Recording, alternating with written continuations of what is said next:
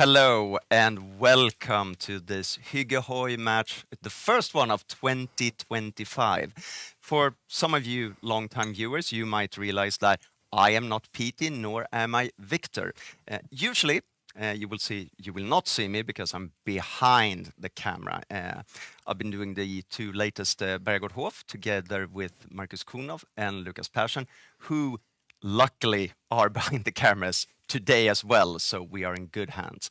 My name is Johan Mossberg, and I will try to guide you through this day, but I'm not alone. As you can see, I have the eminent, the great, the magnificent Magnus Ek next to me. Pleasure to be here. Good to see you guys. And good to be back in the studio. It's been a year since I was here last, and it's going to be such a privilege to guide you through the Second World War today. Perhaps the most historically correct reenactment we've ever had. Oh, yes. Everything works, but prayers to the Omnissiah, and you are not on, so let me just fix that for you. So, the first technical difficulty, we solved it, it was easy. So, do you want to do the intro again for you?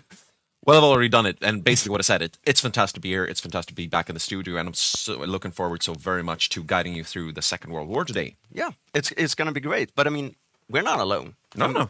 We have, as I said, we have Lucas and Marcus, but we also have the man, the myth, the legend, the one who makes you better at HOI, because if you've checked out our YouTube channel, you will know that we put up guides every Monday. And this man is one of the people who makes these guides, who puts the time and effort into it. He knows more about HOI than you and me combined. Finally an expert in the studio. Finally an expert, and who knows what he's talking about. I'm, of course, talking about Badger. No, Boppus. Badger is playing France, sorry. Boppus, very warm welcome to the studio, and great to have you here with us. Thank you very much. Really, really happy to be here. I don't think you see me yet, but I think that will be solved momentarily. But I'm speaking at least. I'm sitting here like 3 feet away from my colleagues, or meters. What do you say? Yeah, yep. Somewhere back here. So really stoked to be here. Gonna be amazing. I'm gonna take some more expert views on things. I won't be talking every time, but I will deep dive into interesting things and probably give at least something to the studio. Sometimes, at least.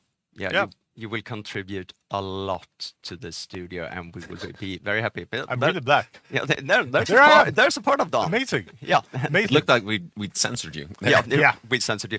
But yeah, off my head. Yeah, we're gonna solve that little camera issue because you're taller than how we rig the camera. But I mean, we're getting. He is, in every sense of the word, a giant. He is a giant, both in HOI and in person, and you got a sense of feeling for that. I mean, we're here.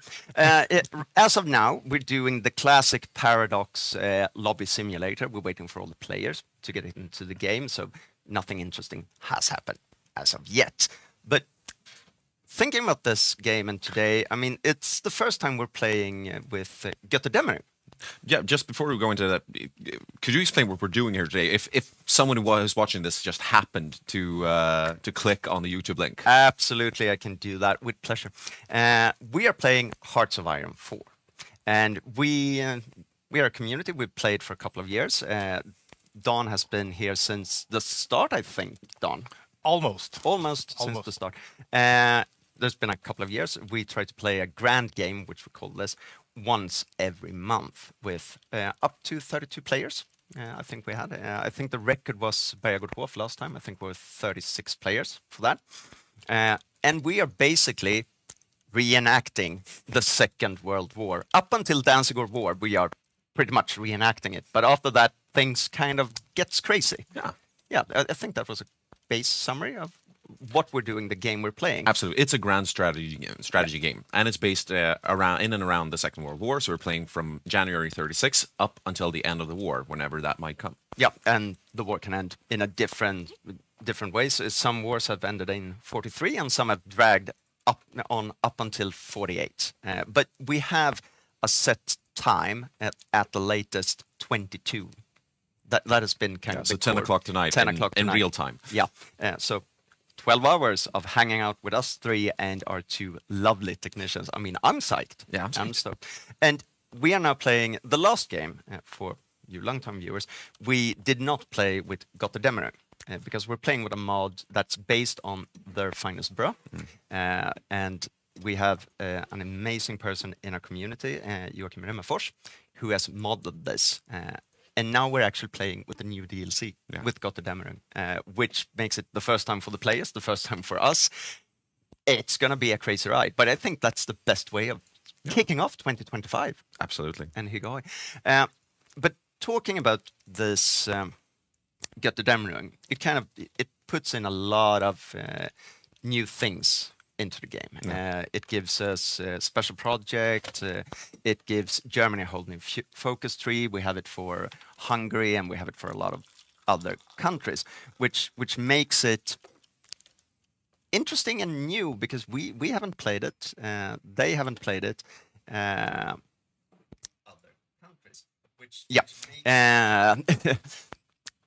so we are going to be in for, excuse my language, one hell of a ride, I think. But right as of now, before we start going through the teams and all that, any early predictions here based on what we have? Well, based on what you say, that we're playing with a new DLC today, it's the first time the players have really played with it and gotten deep into it.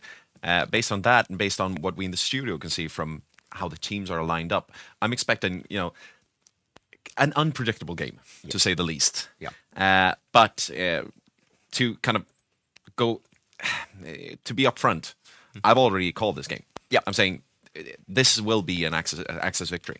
And I called it about 2 weeks ago, and I said, looking at the plans, the Axis will win this. So we won't have the suspense of, who's actually going to win this. Just dispense with that. The Axis will win this. What I'm not sure of is how. Fair. And I think we'll get back into that. And, Victor, who usually is in my city, he is famous for calling games, but I don't think he's called a game 2 weeks in advance. No, that's a new record. That's a new record, and congrats. Yeah, and I think you all agree with me, right? I don't know. Don, do you agree with this? No, I don't. I would say that we have a really good allied play-up teams. Lineup, yeah. The lineup of the allied players are really good. I really like Martin's playstyle as playing the US, even though Mako is a really, really good Japan player. But I think the lineup is slightly favored allies. The thing worrying me is the lack of plans on both sides. And lack of plans usually hurts the allies more because Axis know what they want to do. They want to kill the Soviet Union. Yeah. They want to cap France. They want to win Africa. Not necessarily they need to win Africa, but they want to cap the Soviets. Yeah. And all of us are, we are three long-time Soviet players. I think for all three of us, that might be our favorite nation in this game. No. Okay. Poland strong. Poland, okay. Poland strong. Be a hipster. We've all played the Soviet Union a lot. We like the Eastern Front. We like the scale of it, the slog of it, the intensity of it. And I think we're all three more or less unified on that. That is where the war will be decided. Everything else revolves around who's winning the Eastern Front and can the Soviets survive. And when I look at the lineup, the lack of plans on both sides, I think that we might see a game where the Allies win the Navy. They have a very strong day, a strong start, but I don't think they'll manage to help the Soviets out. And I think that a strong Soviet team and a strong Soviet team will, in the end, not be able to. I'm saying this as we had a magnificent Soviet team last time. Did not manage to pull off the win. Us two with Don's plan because Don had to leave us. But that was a solid Soviet team. Still, we did not come out on top. No, basically, you're losing. As the Soviet Union, you're losing the game. And the question is, how slowly can you lose? Can you manage to hold out until you see a D-Day, until you see an invasion of Europe? And I think this will become more clear when during the course of this morning, when we will be looking at the teams, the lineups, and the plans or lack thereof. Because we've sprouted out a lot of names. We talked about lineups. We are going to show you the lineups. Don't worry. But I still wanted a feel for this. So just checking this, we have an allied victory from Don. Are you calling it? No, absolutely you're not calling it. Okay, no. Chicken. Okay, you're not calling not. it. And we have a solid call for Axis victory. Yeah, it will be. I'm not saying it'll be a clear victory. I'm not saying it will be without its flaws. but the Axis will win this. Right. And I am the undecided voter in this. Even more chicken. Yes, Yeah. I know. That's what I'm doing. I'm doing the Sweden thing. Who's gonna win? And then I'm leaning towards that. That's how we did Really things. smart. Yeah, that's how we did things, and it worked. So, but looking at the teams or not looking at the teams, but looking at the mod, I just want to have this, and I'm gonna direct this to you, Don, in the beginning. What are you looking forward to the most in this game? Thing I'm looking forward to the most is, as always, the Soviet front. Because we have a lot of good micro players on the Axis team that will make life miserable for the poor Soviets. So the slugfest there and the huge surrounds that I think will happen again and again. I think that is the main part. And the second part is a French-led invasion of Europe. Because I think Badger will really coordinate, even if there's no plans, anything. I want to check out the Discord, see how they're talking, and see if they will actually pull it off. I think those are the two main things. Yeah. I'm not that stoked about Asia. We'll see what happens. Yeah, I mean that's our assumption, but just to check this, so I didn't mishear you here. Are you saying Badger will go Navy? I'm not sure. You're not sure? No. No, because He that's- probably will. For those of you joining us for the first time, Badger always goes Navy. Yeah. even when he plays Hugo, he goes Navy. Yeah. I mean that's his thing. Thank you, Magnus. What are you looking forward to today? I must say, there are a lot of things, and I agree with Dawn. I'm really stoked for the Eastern Front, and since we are three Eastern Front foxes here in the studio, we will be looking very closely at that, and also the micro on the Eastern Front. But I have to disagree with our expert in the studio. I'm quite stoked for Asia because I'm so unsure of what will happen there. I mean, you'll see this in a while, but we have some very aggressive players on Japan and on the Asia axis, unpredictable players. Oh yeah, and they're coming right up to a very solid US lineup where we have two slow and steady wins the race type players. Yeah. And just to see that clash of the unpredictability of a Japan that will be exploding out. Yeah. And kind of dragging the miners along. Yeah. They have no sense of the plan. We don't know the plan. No. But seeing how that will play out with the unpredictability that meets the dependency of US. And I also really hope that we can finally, for the first time in a long while, see a US with a strong game impact. Yeah. Because the US is such an important part of the Allied lineup. But we've seen that quite a lot recently, that you'd never really manage to get the gears running and have an impact before the war is decided, before the Eastern Front is lost. Yeah, and I mean the Eastern Front can be lost in the first 2 months of the war, and then Absolutely. it's a loss. Now we just have to stem the tide and stem the bleeding, as it said. But I am looking forward to all of these things, and saying this as an old Eastern Front fox. The Eastern Front is going to be massive. It is going to be great. When we look at the lineup, you will see the intensity of the micro players we have on the axis and the solidity of the Comintern. But I'm really looking forward to see these kind of small plays. We're going to get into this later. I am excited for Italy's plan, because Italy has a bold and daring plan. Yeah. We're going to get into that later on when we talk through the teams. And when we say bold and daring, I mean Italian levels of bold and daring. Oh yeah. If you take the Italian army in the Second World War and their kind of daring and panache and what they did, and then you kind of double that, and then you double it again. That's a kind of daring plan he has. I mean, it's so daring and cunning that it could be a professor of cunningness at Oxford if he pulls it off. If he pulls it off, and that's weakling. But we do have some above there. We'll be seeing some quite not innovative, but we will see an orthodox Romania, Bulgaria. The Balkan miners will be doing something quite new or different from the last few games. Yeah, and I'm excited for that. It feels like we're going to go in depth to this, but maybe I'm starting to lean over towards an Axis victory, because we have miners that have more of a plan that's outside the normal play style. Yeah. On the other hand, they could also. I mean, they could fuck up. They could. Absolutely. We're either going to see a very daring, I mean, something that you would want to copy, Yeah. or we were going to see a sterling example of why you don't do the unexpected. Why you do the sound improvement plan. Absolutely. And I'm also looking forward to the Finnish Winter War, since we have Victor, who is usually sitting here. He's playing Finland today, and he has a plan. Yeah, and he said in the weeks leading up to the game that he's 2 for 2 for his last Finland games. That's a matter of opinion. He won once when I forgot to click a button. So when they changed up the Winter War dynamic and added, you have to click this button to win. Yeah. We didn't know that button existed. No, we didn't. So when will the peace treaty trigger? When will this happen? Never happened. No. Finland won the Winter War. Finland won the The Winter other War. one, but the other time he managed to win with a really daring attack towards Leningrad, and I think that he's looking forward to repeating some of his his success here today. I think that's his plan. At least we're going to go in depth to that. But I'm also having to say this. I just looked through the chat here, and I mean, we thought it was an early day starting at 10, but we have Milo 613. He is in from snowy, cold Ottawa at 4 a.m. watching us. That's dedication, man. Milo, heart to you. I mean, that is dedication. And he's also calling it. It's an Axis victory. You are not alone in this. Which You're completely right, Milo, and I'll tell you why. In a while, you'll tell him why.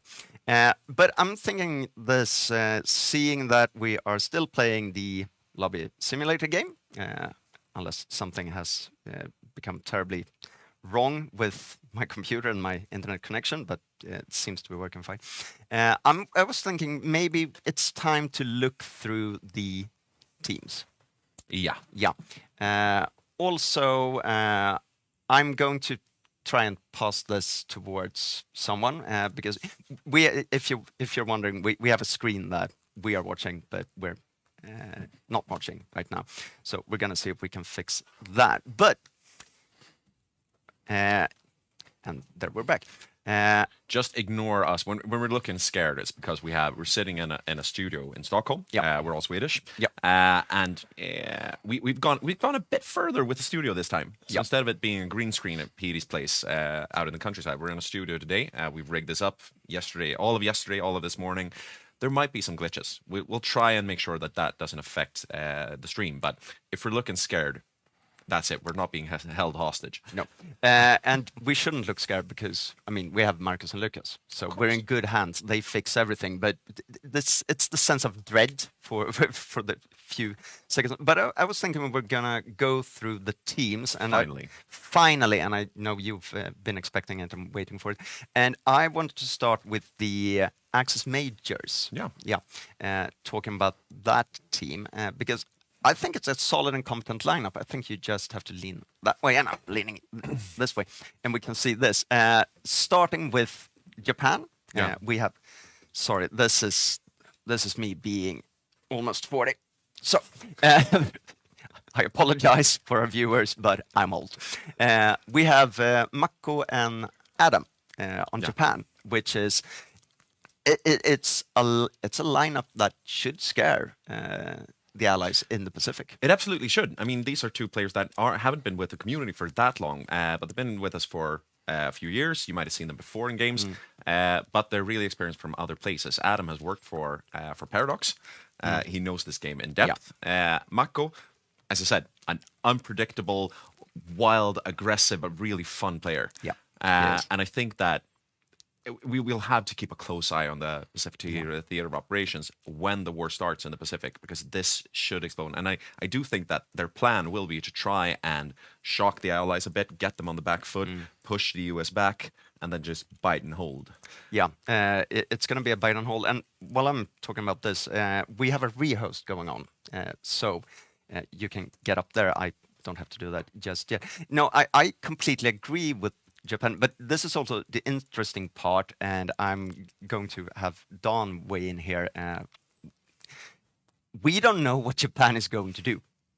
We don't. We have no idea, which is a thing that we are going to try to get an interview with Adam or Mako later on to see what are their plans. Are they going the early war, or are they going mid, or are they going late? But Don, Japan, strong lineup, strong players.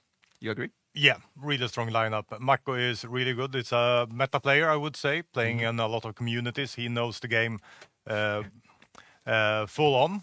So he will do a amazing war in China. Yeah. That's the first thing that will happen. I hope he will go for an early war. I really love early war. People think it's less good because you don't get production of mills, and I'm going to talk about mills and sieves way more than you want me to today.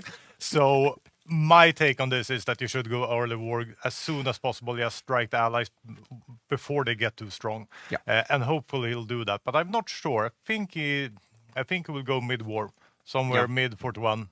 But I'm hoping for a quick war. Yeah. Could you just tell us, because they've changed this up, and I'm not sure if it's in vanilla or it's in the mod, but you do have a few options for Japan. So he could come in at the start of 41. Yeah, mid 41 and late 41, 42, something like that. And the big question here is, I think if you go early, you get a debuff on production speed of construction speed. And I use the right terminology here. So you get the debuff on construction speed. The later on, the more buff you get on building military factories. The thing is that you want to have most of the thing you will fight with early on. The new military factories coming out, if you get 20% or 30% more, it's not that important, since you get another buff on just production output with the mills you have if you go early. Yeah. Yep, I think that's an interesting point of view to take. Me personally, when we look through this morning, I tend to, but it also depends on China. But early war is a really, really good focus to go. I mean, it's a strong one. Yeah. And basically, if you go there early, you drag the US in earlier. But then again, the US is weaker at the start, and you have Tora, which is an amazing focus to have. But I think this goes for the Axis overall. You shouldn't delay invasions. You shouldn't delay Barb. You shouldn't invade. I mean, one of the best strategies to win as the Axis is just to try and shock the allies, gain a lot of ground, destroy a lot of divisions, destroy a lot of airplanes, destroy a lot of fleets, fleet power. And I think that goes for Japan as well, especially how they rigged this early start. But it is an interesting choice that the mod developers did, while really rewarding the very early war. Because historically, I mean, this is historically Japan declared war early, and now we're rewarding an even earlier war. But also, I mean, Japan didn't have a choice in real life, but I mean, from a strategic sense of, it's always hard to say when does someone lose a war. From a strategic standpoint, Japan lost the Second World War when they attacked Pearl Harbor. That's my stance, which I don't think will be the case in this game. Just to have that said. No, completely reversed, completely the other way around. Completely other way around. I'm thinking that we should not only talk about Japan right now. I think we're trying to get back to, this one, because when we talked about a strong Japan, we also have a really strong Germany. I mean, Ivan is one of our most unpredictable players, and I'm saying, I mean, so lovely to watch. It is lovely to watch. It's hard to play against. It can sometimes be hard to follow when you play with him, but it's always fun. You always get this kind of sense of, where are we going with this car? Yeah, we are expecting a show from Ivan in Germany today, and I'm really interested to see the combination with Simon as well, because I'm not sure about his playstyle, but I think that he will be complementing Ivan. Where Ivan is unpredictable, he's aggressive, he's really fun. He's fun to watch. And I think that Simon could kind of really complement him and add to the German playstyle. I think so too, and from what I've seen with Simon and playing with Simon, he is kind of the one, like Adam, it's the kind of player you want as a second seat. Someone you can say, okay, you take air, you take navy, can you fix this? And they say, absolutely, and you don't have to worry about it. I love that. Remme Fors, who's now, as you will see, will be mainlining the Soviet Union, will be the first Soviet Union and the main controller on the Soviet Union. He's also one of those classic players. Oskar Eriksson, who plays with us. also one of those fantastic co-ops or team players. And I think that's what you want when you look at the whole Axis or Allied team. You want that combination of unpredictable, fast, aggressive players and the team players who kind of make it all work. So hopefully we'll be seeing that from Germany today. Moving on to Italy. Yep. I said earlier this week that it's fun that we have steady, dependable Pontus on Italy, surrounded by madmen in Europe. Exactly. And I stick to that. The problem is that Pontus seems to have the craziest plan of all today. But if we're talking about Pontus generally, he is one of those steady, dependable players. He usually is not. I'm not saying he's boring at all. No. But usually he's very dependable and gets the job done. He's been playing the Raj a lot of times. Yes. And doing that really well, which is a country where you need these dependable players. He will mount a stable defense. He will add to the campaign in North Africa. Today, he's trying to tear down that defensive strategy in North Africa. Yeah, I mean, he knows what it means to fight in North Africa, and he has been fighting very well there. But also, he has led Germany to victory. I mean, so he's not unexperienced in playing majors. So I mean, it's going to be a lot of interesting plays here, and I think it's a solid and strong Axis majors. Don, do you want to weigh in on Germany and Italy here? Not right now. Not right now. I'm reading up on the technical difficulties. Yeah, I'm also reading up on that. I know nothing about the technical difficulties, No. so I'm just here talking to you. Yep. But this is, we should say, we all love Paradox games. We like Paradox games. Basically, almost exclusively play Paradox games, but this isn't unusual. They are very big games, very complex games, very fun to play. But sometimes you get hiccups, you get glitches, and it's not always the game that's the problem. It's also that you have to line up all of the players. They have to have the right version of the game, the right version of the mod. They have to enable and disable the right DLCs. This sometimes takes a while. And I remember when I started playing, I had an old computer. Oh yeah. Lovingly known as the wooden computer. And I once delayed a game by about 2 hours. That was the Things have gotten better, is my point. Yeah, you have a better computer now. We don't have to put it out in the cold during the lunch break because that's it. That's sad. We have some difficulties with the sound being out of sync, so we're going to try to fix that. Before we do that, I just saw that Night Round popped up in the chat, and he is a guy who's been here for a lot of our shows.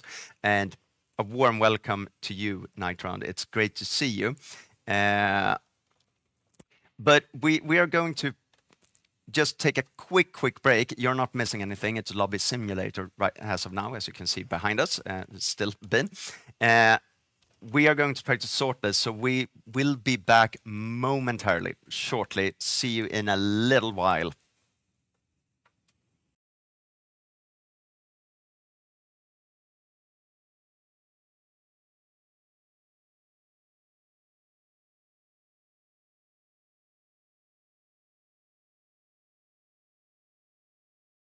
Yeah, they need to pin here. They need to pin here. Yeah, they need to click him. They need to click him. Click. What are they doing? You have to click. Oh no! Oh, No allies. okay. Oh Rip. no! And That's a big blow to the allies. That's all the South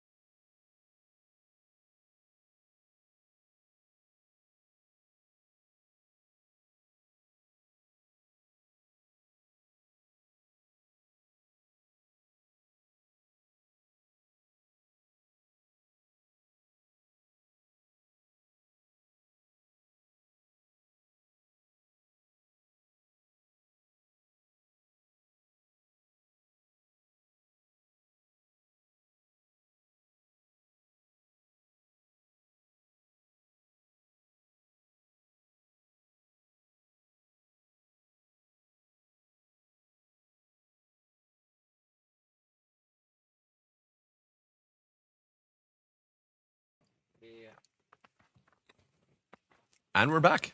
We're back. Hopefully a bit better.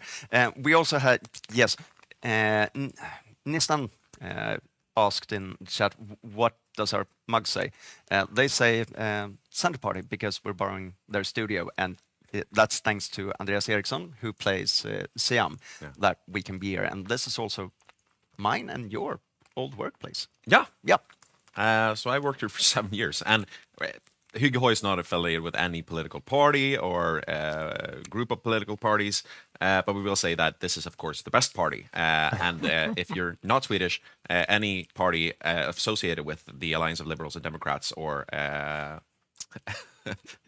that's the best party. Yeah, but I'm saying this, that it's no party if it's not a Hygge party. I mean, that's you got that one. He who would pun would pick a pocket. Yes. Moving on. What we're moving trying to on. say is thank you so much for the Center Party for letting us use your studio and rig Yes. this up for you. Yeah. Uh, Yeah, that's basically what I'm saying. And the politics is not why we're here, so we're not gonna talk about politics. And yes, we also got something from Nitron in this with HOI4 boomers got to support each other, and I couldn't agree more. that's one of the best things. We got a shout out from a big Swedish podcast a few years back, and they were like, "Yeah, this is so fun because these aren't like pimply teenagers sitting in a basement. These are people with jobs and families." And well, that kind of stacks up. We are all kind of in our 30s and 40s. We're just basically early middle-aged men, having fun together. Yeah, which is the most important part. Not just men. We'll be hearing from one of our correspondents later today. Yep, hopefully. It really just brings home the point that we're mostly men. When I say we're not just men, we're one woman. We have one woman. She will join us later, we hope. And as you can see, we're still on the lobby simulator here. But we were about to talk about the Allied majors, weren't we? We were about to talk about the Allied majors, which is something that it's also a solid lineup and a solid playstyle. And we have, of course, some of you might say, why is France a major? Because they will cap. Well, in this mod, with Götterdämmerung, they have special projects, or they have the facilities. They have the naval, land, and air, which makes it that I'm saying that they're a major.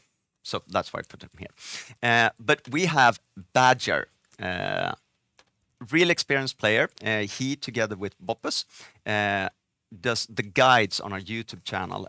If you haven't checked them out and you want to become a better player at HOI4, check them out, because, I mean, there's things that I didn't know that I learned, and they're informative, they're real helpful, they're really, really useful. So go check that out. But Badger on France. Badger and France, and as we said, this is kind of a pseudo major. At post cap, they will not be having the game impact of the major players. They will not be having as many divisions, not as big a fleet. But we already said that Badger is he loves his navies. He loves his naval play. He loves his building his fleets. And from what we understand, that's what we'll be seeing from France today, which is not the most classic way to go on France. So he'll building a lot of civilian industry to begin with. Post cap, he will be expanding into dockyards, and that's going to have an impact on the early war.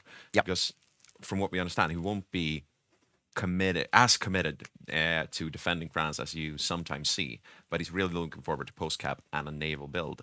But he does those naval builds very well. I think maybe best in the community.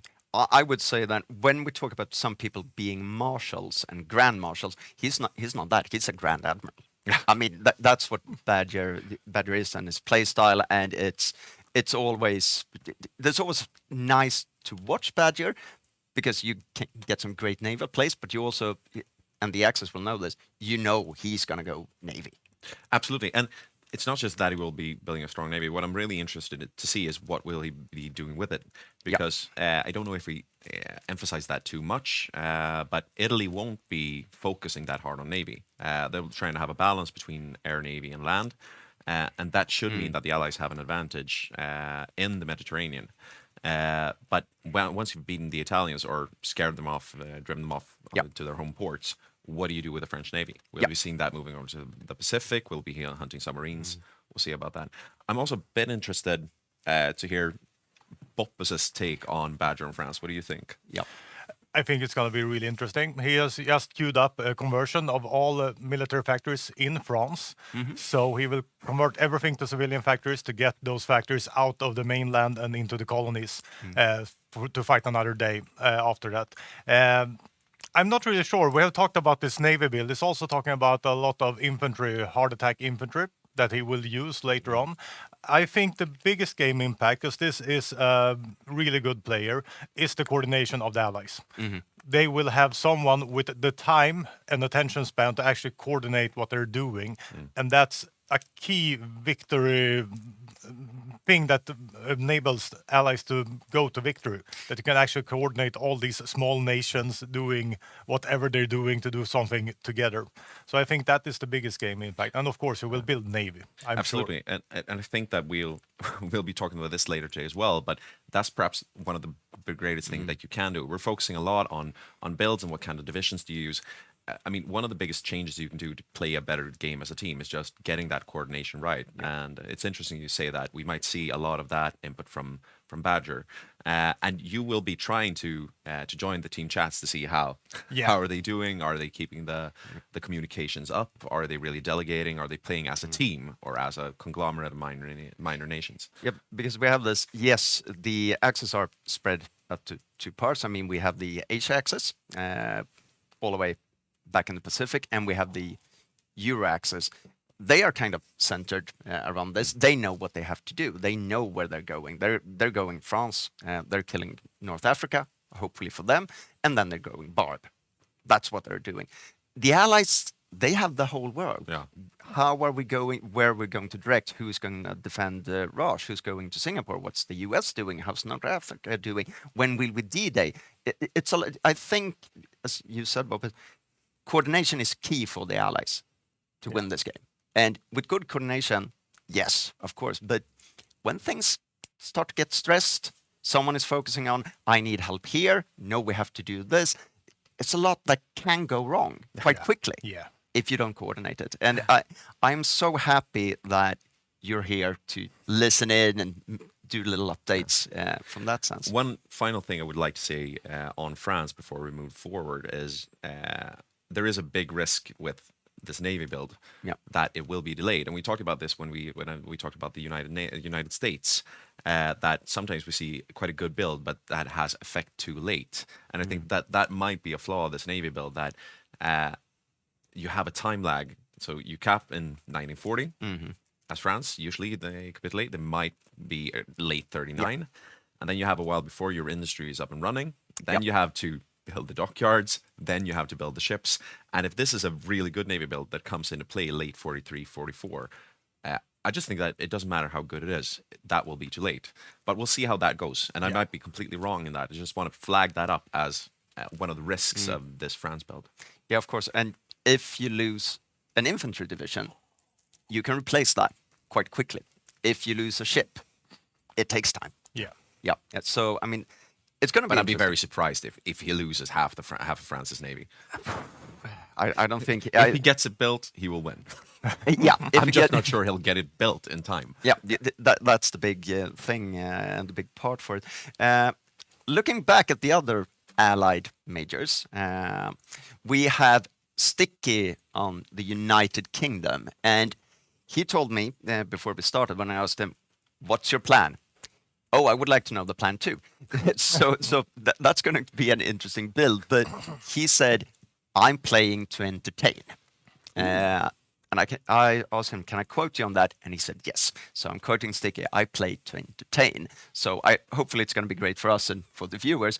But Sticky is one of these players that I can never really figure out. Because sometimes he is the best second seat player or minor player. He's doing kind of the basic A, B, C, D build and play.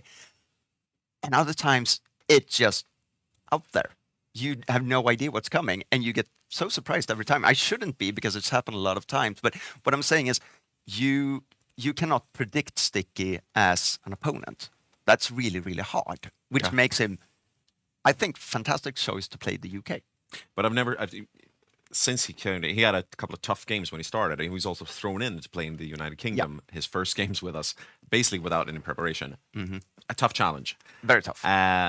But he's done that. But apart from that, I don't think I've ever seen him play a bad game. No. I mean, most of us, we have bad games. We do, you have a fantastic game and then you just screw it up, and you have a bad day.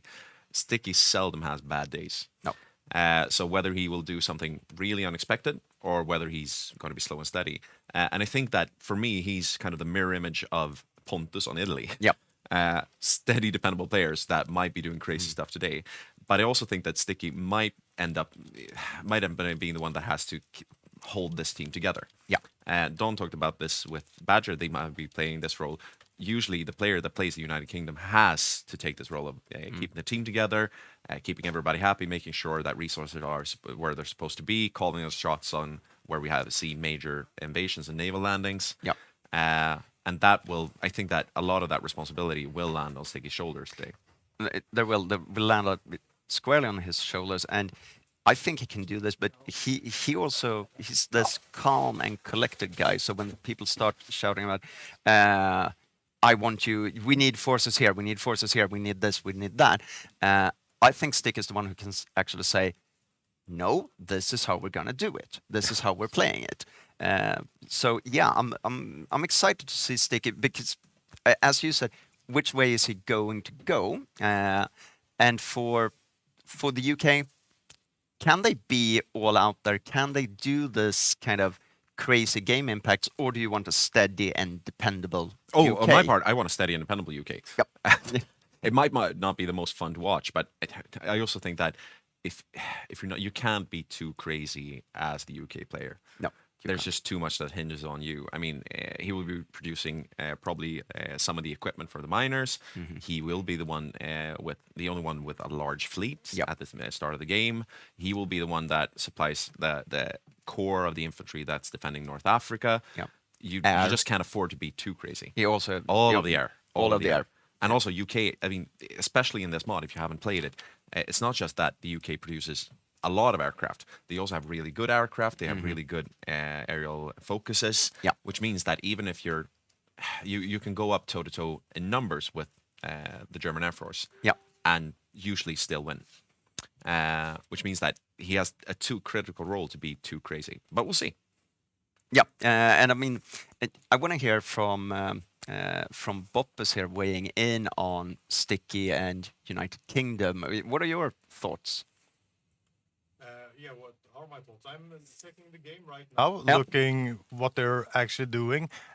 My biggest worry with Sticky and the Allies as a whole is that they will build a lot of civilian factories. Yeah, that's my biggest worry. They won't be really ready when the German attack comes, since we have France converting all military factories to civilian factories. Yeah. So that's my biggest worry. But Stick is a really good player. He has a really good micro. And I think that will save the UK more times this game than usual.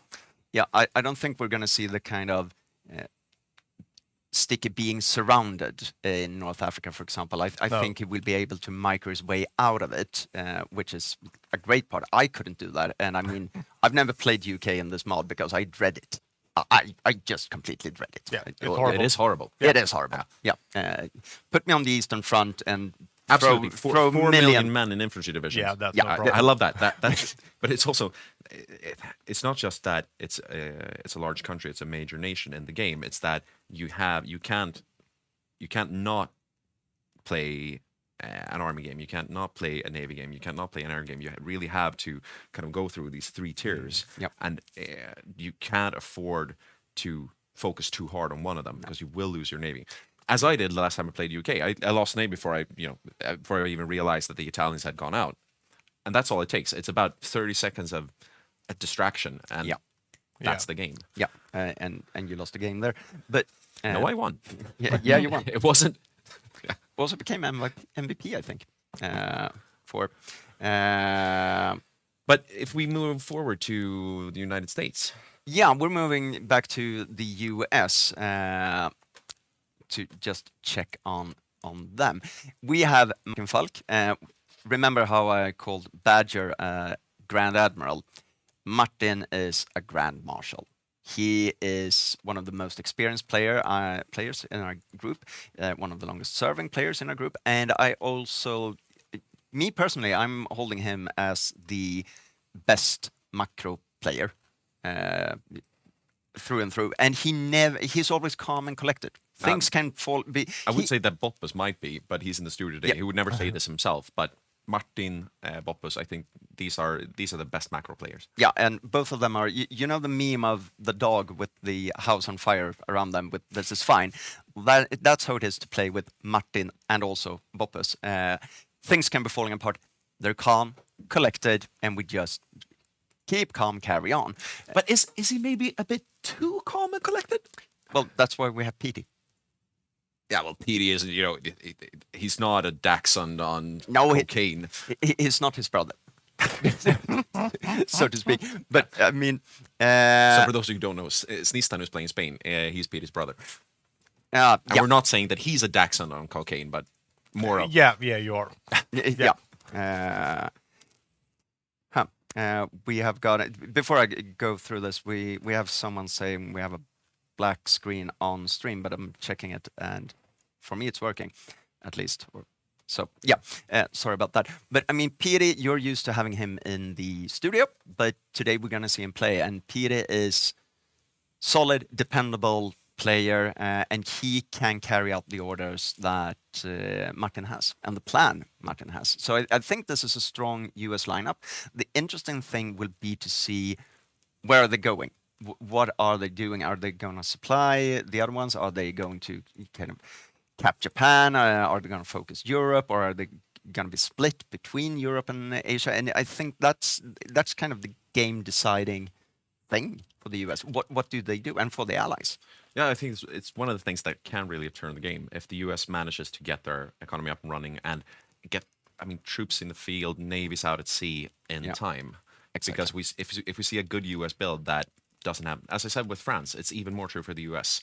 If it doesn't have impact before late 43, 44, I think the game will be lost by then. So they have to get out and go run. They have to get going out of the gates. Yep. And I really want to emphasize this as well, what you're saying about Peter being a good second seed player, because that's one of the things with Martin as well.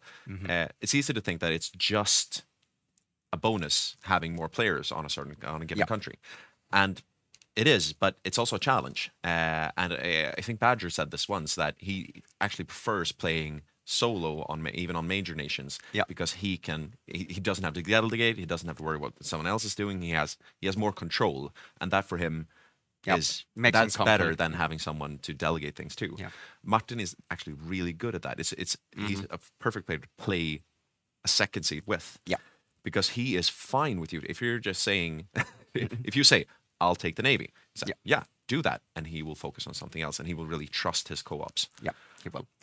And from someone who's playing a lot of majors and as first seed player, Boppus, would you agree with this sentiment about how Martin is as a front seat player and the US lineup? Or For me, Martin is the best micro player. I'm not sure I agree he's a good macro player as well, but he never has these elaborate plans or spreadsheets as I think a macro player should have. Anyways, he always delivers a good country, and the micro, even if his plans are not detailed, his micro always makes them up to par with all the good players, making him most of the times one of the best players. And I remember a lot of circumstances where his micro just saved him. I think Berlin was capped. He was playing Germany, capped 2 times, and he was just moving his tank from the Eastern Front, winning the Eastern Front, kicking out the E-Days from Berlin, and then going back to the Eastern Front 3 times and then winning the game.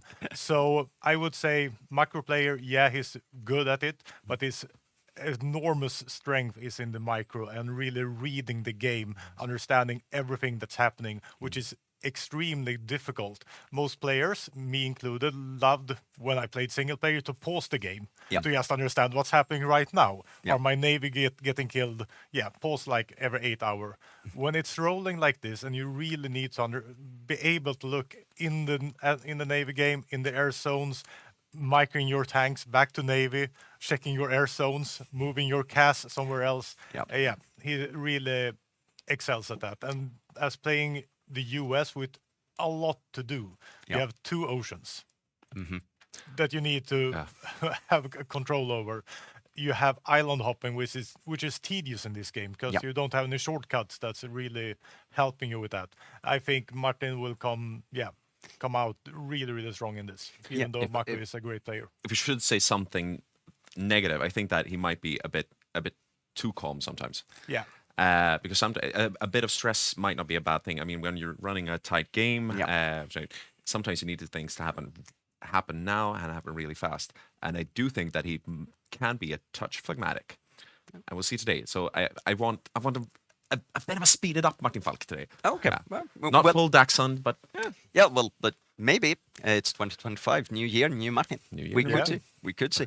But yes, I should think we mention something about the island hopping mechanics? Yeah. Because I'm not sure that everyone is just very shortly. We'll be getting back to this once the War in the Pacific starts. But basically, there is a mechanic that that means that the team that controls certain islands and certain regions in the Asia Pacific region, Singapore, for Yep. example, Hawaii, Midway, yeah, thanks. and Guam.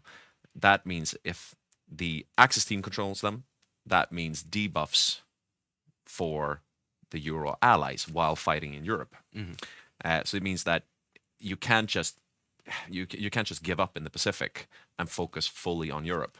You need to at least have a presence and try to fight the other side to a stalemate and hopefully win. So it's a mechanic that really drives island hopping and drives an aggressive campaign in the Pacific. And I think we'll see that when we get to that point in the game. Yeah. Don, Boppe, sorry. Do you want to weigh in on that with the island hopping and island mechanics? I mean, because you start with the island hopping, you have to do that, but you also start with when Japan joins in, Tora. Yeah. And that's a huge debuff for the US and a huge boon for Japan. Yeah. And most US players just retreat for 6 months to make that buffs for the Japanese Navy and everything go away. So if you're really quick there, you have a huge opening as Japan. And Yep. that's something I think Mako will really utilize because he's a quick player. But it's really important, and it really affects the possibility for the allies in Europe to actually make the D-Day. That's totally necessary in this game for Soviet to survive. Yeah, and sorry, we just got a question in chat from Solif with, is Boppus also with temporary setup? The man needs a taller table. Here. Yeah, I do. Yeah, but We said he's not just a giant in game; he's also quite a large man. yeah, that table for you watching, that's as big as our table. I mean, that's a proper size table, actually. It's not a small coffee table. It's just Boppus being a giant of a man. Okay, I'm not 2.3 meters. So you can calm down. I just saw that. You can calm down, little people. Yes. Yeah. No. Sorry, getting out of track there. But yes, we work with what we have, and it works. And it also, I like the expert kind of laid back, chill corner you have in the studio. I just love it. But going from the Allied majors to something which I think can decide the war, it's the Euro Axis minors. And here I think is where the Axis kind of exceeds, because just looking at this lineup, there's a reason why I call them a bunch of maniacs. And maybe Oscar Eriksson maybe accepted from that. But it's just such a fun lineup. It's a fun lineup. Just to go through them, bit here. Nistan is the first one we're going to see in real action because of the Spanish Civil War. And I think we're up to like 14th of... Yeah, I can see that. Yeah, we're 14th. also rolling in the game. You don't have to worry. Right now, not that much interesting is happening. People are starting to get their lineups. But we can see that almost every country is building civilian factories. Interesting that Romania starts out by building dockyards. Yeah, I think that's interesting. And that's part of the plan. Yeah. That's part of The only plan we know of on the Axis side. No, apart from Italy's. One of two plans. Yeah, and Finland. And also Germany. Well, Finland's plan is basically just, I'm going to attack. Yeah, bum rush. I'm not sure I'd call that a plan. Yeah, well, bum rushing Leningrad, it's a plan. That's kind of the plan. That way. But, I mean, there are a lot of good micro players on the Euro axis. There's a lot of initiative. There's a lot of fun plans that they can play around with and probably fix up. So I am really interested in seeing this. And I mean, one of my absolute favorite players after we had him as now I'm looking at the both of you. We had Oscar playing Mongolia in Bergorhof when we were playing the Soviets. Love the guy. I mean, he is, this is going to sound tiresome, but he is dependable. He is strong. He has a good micro. He has a good sense of what you should do. And he's also a terrific and lovely guy. Yeah, I mean, and maybe not the ones that we talk the most about because he seldom plays really major countries. So you might not have caught him that much on the stream, but yeah, he always makes the team better. He always makes the team better. Oscar, if you're watching this later on, we love you. Yeah, we love all of you also in this, but Oscar is a very good player. But seeing as this, starting with it, and I'm gonna have. Throw the question to Boppus also in this. Looking at the Euro Access minor lineup, it's a strong lineup. Yeah, it's a really strong lineup. We have Rosen on Romania. Yep. We have Victor, Studio Victor on Finland. He's really good, even though he doesn't get the chance to play that much since he has to sit in the studio. Yep. He's really good. He is. So we have a lot of good minors and as you said, Romania even has a plan going into the Caucasus. And the Bum Rush Finland is also really interesting. So yeah, I think Soviets will get a run for their money. Yeah, and also we should say this, Rosen, who's playing Romania, he is also backed up in his crazy plan for the Caucasus by another crazy player who is quite new to the community, but he has only done crazy builds and they work. It's Ian on Bulgaria. Yeah. So he's coming off Strat Bomber Mongolia last game. Strat Bomber Mongolia, yes. A Navy Manchu and a para dropping New Zealand. Sounds par for the course. Yeah, I mean, as we sometimes say, that's a crazy idea, but we do love crazy ideas. And I think the combination between Ian and Rosen, like, can spell trouble for the Soviets if they don't have their shore defenses in the Caucasus. And basically, their plan is to be a dynamic duo in the Caucasus. That's why I pointed out the naval dockyards on Romania. Not a classic thing to do, but it means that the Romanian king is is having his parties. Yep, as he should. Yeah. They will be a dynamic duo trying to naval invade all across the Black Sea. And the goal of it is to try and strike the oil fields in the Caucasus. And this is basically 100% of the Soviet Union's oil. This also means that the opportunity to trade with the Soviet Union for this oil, that might be gone if their plan works. So their plan is basically naval invade in the Caucasus, set up a defensive line in these mountains and try to strangle the Soviet Union's oil-producing regions. There is some oil in the Ukraine. This will most certainly be lost. And I know that, Dawn, you had a wider idea on this as well, what this could mean for the game in total, if this works. Yeah, if this works, Soviet will be totally strangled from oil. All oil in the Soviet Union is in the Caucasus. So it will kill their air force, it will kill everything. With allied victory in the seas, which I think will happen because we have Badger there, really, really good Navy player. Martin, really good Navy player. This means that the Soviet Union will be strangled, totally strangled for oil. So they need to import huge amounts of oil, even though allies will control the seas. They'll need a huge deal of convoys, which they won't have probably. And that will spell disaster. So I think that's really interesting. And the thing I really want to point out now, because we're sitting as observers, being able to check every country.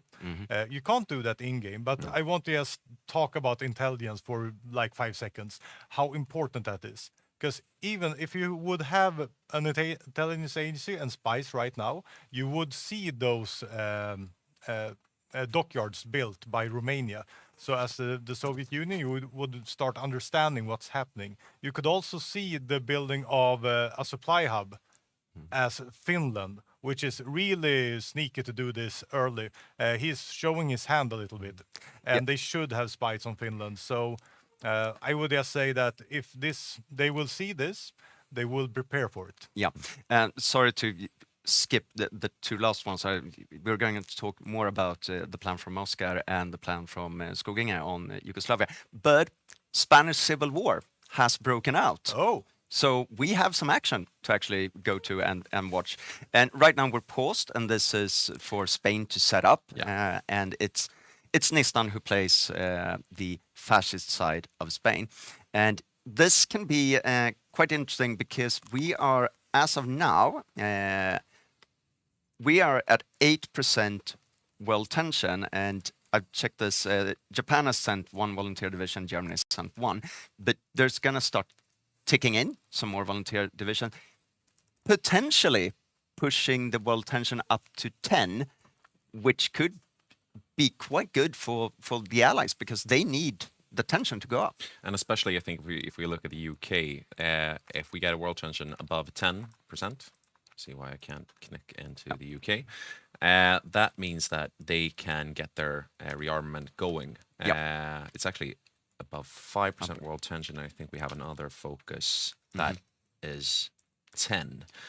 And that means that the UK can get going early. So we're not seeing a really disciplined world tension start from the Axis side. Well, that will have game impact later. I think we're actually seeing a starve because Japan has sent 1 division, Germany has sent 1. I think they're going to try to trickle it in to keep the world tension low. That's one way of doing it, but I mean the Soviets have no interest in keeping it low, and they can send 5 divisions, I think, for the Civil War, and France can send 4 of them. Sorry, we're just keeping track on what's happening beside the screen. So I mean, this could be an attention star for it, and also to be completely honest, in our rule set. Spain cannot lose the Civil War. The worst case that can happen is that the Republic of Spain is annexed, and we actually have a guy from the Central Committee here who knows this better.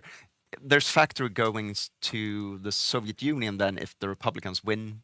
Yeah, I think it's like 20 military factories or something like that. Yeah. My memory is failing me right now, but something like that. Yep, because I was going to say between 15 and 20, and you're saying 20. So we're saying 20 in this. So we're going to have a fascist Spain regardless of the war, but there's a chance to get some army XP, there's a chance to encircle and kill divisions. It's especially important for the Soviets to get their, which I think is what they're going to send, because that's what you always send, their mountaineer divisions to get up to that elite traits. And 5 elite mountaineers in the Winter War and the Eastern Front, you need them. And you don't want to lose them. In Spain, because it doesn't spell disaster for the Soviets if they lose 5 divisions. It's happened. We've all done it. All 3 of us here have lost mountaineer divisions in Spain.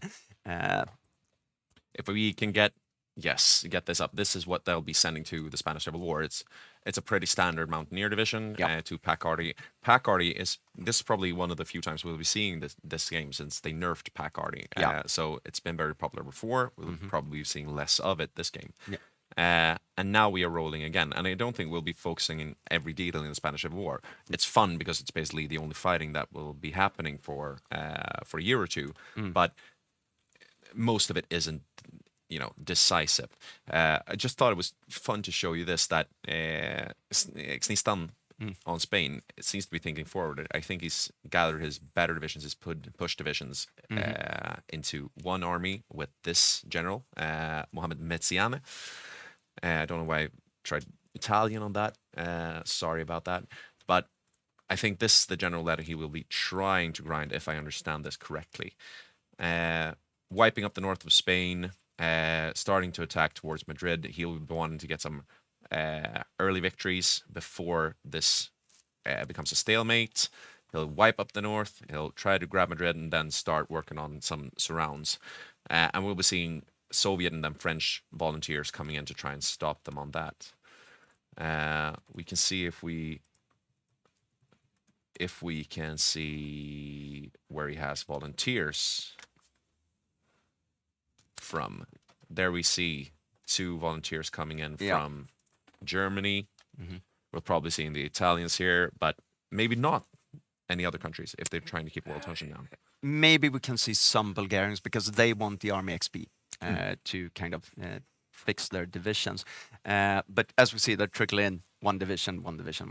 They're not sending it in the full bunch that we have that you can do, and that's to try to keep world tension down, because world tension starve is important for the Axis, because as long as they keep it down, the slower the allies can be to get to partial mob, to get their economy going, and some focuses are locked behind world tension, which makes it important to keep it down. And I mean, if we can just look at the volunteers here, yes. What kind of stats do they have? We've seen the template, but it's a solid soft attack, especially for this early in the game. And since you don't have that much opportunity to really hone these divisions, make sure you get precisely the soft attack you want. You just want something that you can throw into the fray, gather army XP, and slow the fascists down. And we're seeing the Soviets doing precisely this, going in towards Madrid. Supply is horrible in the Spanish Civil War. Org is horrible in the Spanish Civil War. This is not how the Second World War will look. No. So it's not easy for us to really draw any conclusions from the Spanish Civil War either. Basically, the big question I would say is, how long can you keep it going? For the country sending volunteers, it's good to gather some experience, but it's also very nice for the Spanish player to get the war done quickly. Yes. Because that means that his economy will also grow faster and will heal quicker. Which is also a point from the French and Soviet players. They want to drag this out, because the longer they drag it out, the later Nistan will get a country to play with, basically. So it's kind of... I know there's some Axis players who want to grind and get their generals up, but for Japan, they're soon going to get up to the China War, so they can grind there. And for Germany, just very interesting that they've chosen to wildly attack these 2 divisions instead of just going around. Yep, that was a interesting choice. Precisely the kind of end that I didn't want to show you, because I think we have other things we could talk about. Yeah, I also think we have other things to talk about, but still, we are going to talk about the Spanish Civil War. I will keep an eye on the Spanish Civil War. We will be back when we have something major to show you. Yeah, exactly. But I kind of want to go over to Boppus here in a bit, just to see with the fact that Spanish Civil War. How should you think? Should you have a quick civil war from an Axis standpoint, or doesn't it matter when you kind of finish it? Because you can also have the grind. So quick or grind? I've been a quick Civil War kind of guy before because I loved industry and wanted the industry. I've changed my mind. I would say that grinding to get what you talked about, the experience. Because if you have good experienced units, they will be totally deadly for the allies with their only normally trained units in the early stages of the war. Yeah. So the ones winning from this, having a prolonged war, is the Soviet Union, I would say, that can grind at least 5 units, and the Euro axis. Japan also to some extent, but if you have a good amount of units well trained, 1939, where shit hits the fan, that's better than having industry going for a little bit longer. So grind. Yeah, and we also have one of the more unclear rules in the rule set that you're not allowed to drag the Spanish Civil War out. Yeah. But just grinding it. Yeah. But of course, the army XP and the grinding, I completely agree. I mean, for some countries, yes, having some experienced divisions is really important, but also for, especially Bulgaria, if they send troops, to having that army XP to start converting your divisions, unlocking your doctrine tree. Yeah. I mean, it gives, yes, the Spanish player might feel that, I kind of want to get on with my country, but in the long run, it can be more important to have Bulgaria unlocking 1 or 2 of their doctrines, or Germany getting quicker down to the doctrine tree, etc., etc., etc. So I think we all agree that grind is better than this. Yeah. But we're also seeing that we only have volunteers from Germany, Spain, and Italy on the fascist side. No Bulgarians. We're keeping world tension. It's behind Vopis on your screen now. That's fine, but that is below 10%. So they're trying not to. We might not call it a star, but they're not trying to spike world tension. No, and here comes 1 Italian division, so they're piecemealing in divisions. Which is a really good idea. Yeah, it's a really good idea. We actually got an interesting question in chat from Salib, and I'm gonna send that to both of you. I'm gonna read it out, and you can take it. When do the Soviets get their spy buffs from their focus tree, and is that something they should get in a multiplayer game? As they have good buffs for spies, I'd imagine them catching on to Romanian plans somewhat unexpectedly eventually. I'm not sure they have any spy buffs in the focus tree in the mod. I'm pretty sure. We are looking at the focus tree, and I think they have something, but They have the thing for getting more spies somewhere. Yeah, they had the snake and killing Trotsky. Yeah. Killing, discussing things with him on an ice pick. Calmly discussing things in Mexico over tequila or something, and then things kind of tend to get out of hand. Yeah.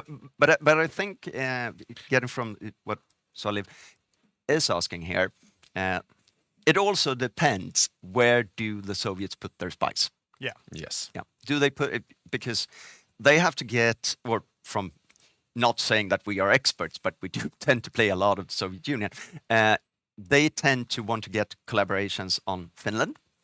They want to have Mexico, as we can see here, because they want to discuss things with Trotsky, so to speak. And they kind of want to know what Germany is up to. But I would say they put their operatives unnecessarily early on Mexico. These could be could be doing something better elsewhere. As the Soviet Union, you want, because you're not going to be attacking that much, but you might want to put a couple of spies on Finland, getting collaboration governments on the Finns, maybe the Romanians. If nothing else, just to scare them. It gives you bonuses. It's a good thing. But right now, they're working on a spy engine in Mexico because you need that to kill Trotsky later on. Yeah.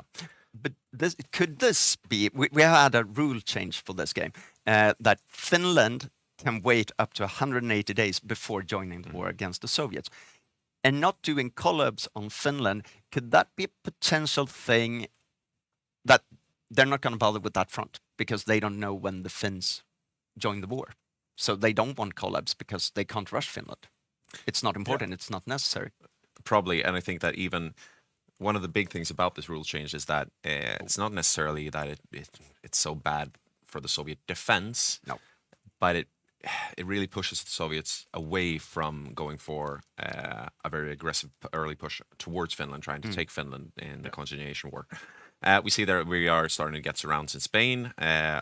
They opened The it. French and the Soviets managed to open this up. And this is basically what they're trying to do here. They're trying to slow them down, make sure that the AI-controlled Spanish Republic doesn't get too many units surrounded, all the while without losing their own divisions. Yeah, and also We also, if Go. so I noticed that we had another interesting question in the chat about civilian factories, or it was really more of a statement. I always go Civ Greed, and I know that we have views on this in the studio. Oh, yeah. I'm not sure we have to do this right now, but I think that I would love to hear Boppa's on just the whole big question of should you build civilian factories and how long should you build them? Yeah, I think. Do we have an hour? No. Civilian factories are. To do this a little bit quick, if you're allies for like 1 year, I would say, if you're gonna fight in 39, even though you have debuffs, you need military equipment to actually be able to not get killed. Yep. Because if you don't build military factories early, you might be totally overrun in Egypt, and you will lose a lot of equipment that's extremely needed, and you're on the back foot. Soviet Union 1.5 year, I would say. For me personally, Germany and Japan go for from day one.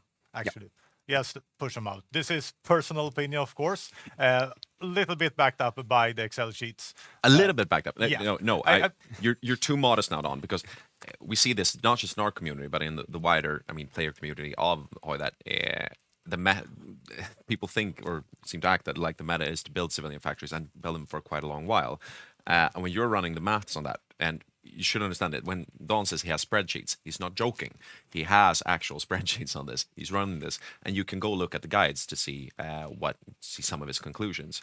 But basically, if I can put words in your mouth, we think that people are building civilian factories for unnecessarily long. They should just drop that and basically start building military factories almost from the start, except if you're in an allied nation where you can't go to partial or you can't go to early mobilization or partial mobilization.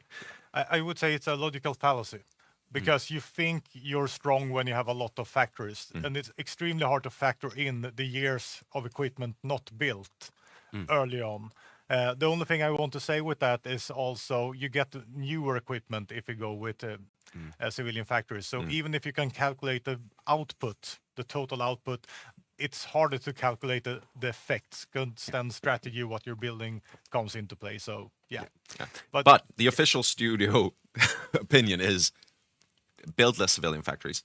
And if you don't want to do the math, go check out our channel because Boppus has done the math. Yeah, and just to have that to weigh in, I'm not taking a stance, but I do like to see the factor count tick up. That's something. But I'm swayed by Boppus and the maths. That no, I don't build civilian factories, especially not in these multiplayer games, because a change from vanilla is we have a lot more equipment that you need for your divisions. Horse-drawn carriages, recon companies, special forces, gear. I mean, we can just go into the equipment line for Germany. You can see, yes, there's artillery, there's field artillery, there's radios, there's parachutes, there's basic squad. You have a lot more things that you need to have to field a division. So more military factories, more equipment. And just to round off this segment on civilian factories, we can see that Japan and Germany has basically gone for civs for the first year or so and are now switching over to military factories. They are also on partial mobilization. I think that Japan is as well. Japan is actually on war economy early. That is interesting. Yeah, they went military factories from the start almost, infrastructure military factories. And I just, another observation is that Manchu is building dockyards. Since we didn't know anything about their plans, now we do. Now we do. Yeah. Or they build, you're in the wrong country. Yeah, there you got them. Yeah. So they're building dockyards. Do we think that Ian has managed to change the meta for Manchu? Well, but if I'm not mistaken, and we're gonna get to him, it's Hygge who plays Manchu, and I think he's done a Navy Manchu once before, actually, or planned to do it. And I mean, Navy Manchu, it works. It's a good play. It really gives you some teeth from the Asia axis. And if you haven't played Manchu that much, we'll try and check in with Manchu to see how they're prioritizing this. If you want to be inspired. But all of the allied major nations are on civilian factories. Not really that. It's not a surprise. It's still 36, but it will be interesting to see when they change over. And we talked about France's build before. We can see here he's still actually converting his mills to sieves. And this, I would say, is unusual. I think it's very rare to see people in our games actually converting factories. Yeah, I've seen it a few times. This is really interesting, actually, because not only will he have more things after France falls, which it will. The thing is, when Germany comes in and want that 50 military factories built from the start, they won't get it. They'll get a lot of civilian factories. And as we said before, with civilian factories, you can't build military stuff immediately. So it would help them somewhere in 43, 44, but you want things early, so... And as you can see, we are now, once again, because the player lost the connection, we are now once again playing the lobby simulator. And I'm thinking, when we're playing the lobby simulator, let's go over to the Commonwealth and start talking about them, because we've been a lot on the Axis, and I mean, the Allied majors are not alone. They have their own little team to play with. And just seeing that, I also think it's a good lineup, and like this, the reason we have them as the Commonwealth and also Allied minors is we couldn't fit them all on one picture, or I couldn't because it looked ridiculous. But we have Joachim Löfgren as British Raj, who I think is a good choice for Raj. Why? Because I think he's a player that he can build his defenses, and he can hold a line, and he can get good troops out. That's what I think. Basically, playing Raj, it's helping to mop up in Africa, and then it's hold the line, hold until relieved. I thought you were going to say that playing India is basically playing the Soviet Union Asia version. Basically it is. Because it's the same thing. You have a large part of your game is just solid defensive line, mainly consisting of infantry, and trying to make sure you're not getting naval invaded. It's very, very similar to playing the Soviet Union. It's just that you face very different troops from the Asia axis than from the Euro axis. But you still need the help from the rest of the allies, as the Soviets do. You need that help. But I think Löfgren is a good choice for playing Raj. Also interesting to see if the whole of the Commonwealth nations will be trying to mount a solid defense in Singapore, or if they're dropping that. So just seeing, because usually you have a bit of a choice. You're going to have some kind of defensive line in Burma, but you can put that up in a few different places. See, actually, I can show you that later. What the options are. And I also think that Raj is also interesting because that was just a keyboard. Don't mind that. That was the small table. They couldn't hear that. But when we look away, I want them to be invested in this, to be a part of it. I know you care about this because you work about this, but no one cares about the studio setup. They just want to see a good game and beautiful people on screen. Oh, the view from the... But as I said, Raj also is quite dependable on how does North Africa pan out. Yeah, absolutely. Because we also have another. I mean, you'll be hearing a lot about our in-house theories and within the studio crew. But one of them is that more of the game than you think hinges on North Africa, and Egypt isn't. It isn't important in itself. There are no factories there. There aren't a lot of resources there. There's oil in Iraq, but basically, you should just be able to just let North Africa go. But we see this in game after game, that the team that wins the North African campaign usually go on to win the whole war. And one of the things is that if you lose North Africa, I would say the Raj player is basically in almost an impossible situation because you're squeezed between two fronts. That kind of goes for, I agree to some extent for it, but it can also help Raj by losing North Africa. Hear me out. The kanske idé. But it can help, especially if that depends. Do we have a Spain and Italy that goes safaring? Then it doesn't happen. But if they stop, and all the allied miners and UK are, okay, what are we going to do now? Well, let's pile up on Japan, go to Raj. That can actually help Raj. It can, and it's also, I mean, defending North Africa can sometimes draw focus, both for the Axis and the Allies, from fronts that are more important. Yes. So, for example, as the Euro-Axis, you really want to get North Africa done and dusted, so you can focus on the Eastern Front and defending from a potential D-Day. As the Allies, you want it done and dusted, so you can focus on defending India and then mounting a D-Day, a naval invasion of Europe. Yeah. But I lost my train of thought there. But it's more important than you think, and that might be today's top tip. Yeah. Defend North Africa, but also be sure that you have an exit strategy, because we've seen this over a lot of games, both either the Italians or the Commonwealth miners mounting a quite good defense, being overrun, and then panicking and losing divisions because they're not sure how are we getting out, where are we getting out, who goes when, who goes where. Just keep a storm of it. Today's top tip: don't get surrounded. Yep. Follow us for more top tips. No, but I agree with that, and we come back to the things that Don has been into: communication, coordination. If things start to go south in North Africa, how are we getting out? Who is leaving first? What's most important to save? And one of the countries that actually are most important to save if North Africa starts to go south for the Allies, it's South Africa, because they come with tanks, and it's also Canada who comes with tanks. And we have two good and experienced players, two good tank micros in Jonte and August, who plays Canada and South Africa.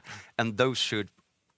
We've seen it happen that they are not prioritized to get out because people just scramble for the safety of a port or something. But you should actually have a solid plan with, all right, it's starting to go south. We need to get the South Africans out. We need to get the Canadians out. We need to get Raj Mountaineers out. Those are more important than bog standard UK infantry. No offense against bog standard infantry, but heavy tank from South Africa, good medium tanks from Canada, more important to save. Absolutely. And usually these are the only two allied nations that will be producing tanks. Yeah. We can already see that Canada started building mediums here. Okay. South Africa hasn't started, and I think that this will be one interesting to look at for later on in the day, that from what I understand, South Africa will be going a light tank build. That's interesting. Which has its... I don't want to go into depth on that. It's a bit unusual. Usually we see a medium tank build, sometimes a heavy tank build. Lights, I mean, the obvious advantages, you can get out more divisions, they are faster, but they don't pack quite enough of a punch. Sorry? Okay. No, they don't pack that punch, but they are good in North Africa. They're good when supply is bad, overrunning, maybe Italian. But then we can actually get into kind of the Italian plan here when we are at North African. Should we just finish the Commonwealth miners? Maybe? Yeah, we should. And we also we have... can get them back up on screen. Yeah. We also have Hygge on Australia. And he is actually going to be a big Australia today, because we lost our New Zealand player, so he will annex New Zealand. And Hygge, he does love his Marines and his naval invasions. And I think that's what we're going to see from Australia. And Australia is one of these countries that they start up in North Africa, and if everything goes well, they can go over to the Pacific and help out there. But they are also in a tight squeeze. There's not that far from Japan. No. So it's going to be interesting to see what he's going for in this game. I think Marines. Don't know, but that's my bet, knowing Hygge. And he's a good, dependable player here in the community, and also a lovely guy. That's the kind of guy you want at a party. It's never boring around Hygge. No. So that's the Commonwealth miners for you. That's the Commonwealth miners, and I think solid lineup. We can actually, as we are on the topic, go over to the allied miners, the rest of them, just to have that. And we have Alexander Sjökrona on Brazil. Huge country, huge manpower, but it gets started quite late. Yeah. It's a potential juggernaut, but it takes time to get there. There's a lot of things that he has to fix. Yeah, now it's behind my head, but there's some debuffs there.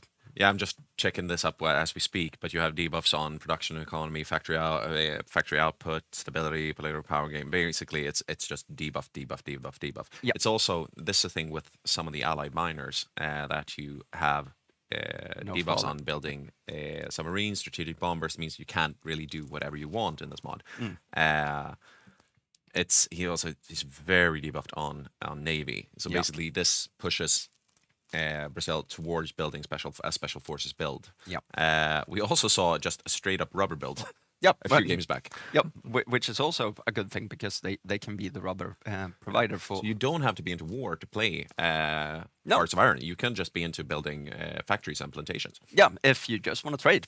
I mean, that's a good thing too. Trade simulator. Yeah, I mean, we have a lobby simulator. Why not a trade simulator? But yeah, and we have Bolstad on Mexico, who I love playing with Bolstad. I think he is a good addition to have in your team. Solid, dependable player. Usually, we've seen a couple of games ago. We saw Mexican Marines together with New Zealand paratroops and Irish Marines and the Polish Air Force wreaking havoc and just being a nuisance in Norway and Denmark, continuously drawing forces from the Eastern Front to go back and try to squash it. And as they arrived, they just left the harbor, waited a couple of months, and then came back and did the same thing again. So Mexico has the potential to be a real thorn in the side for the Axis.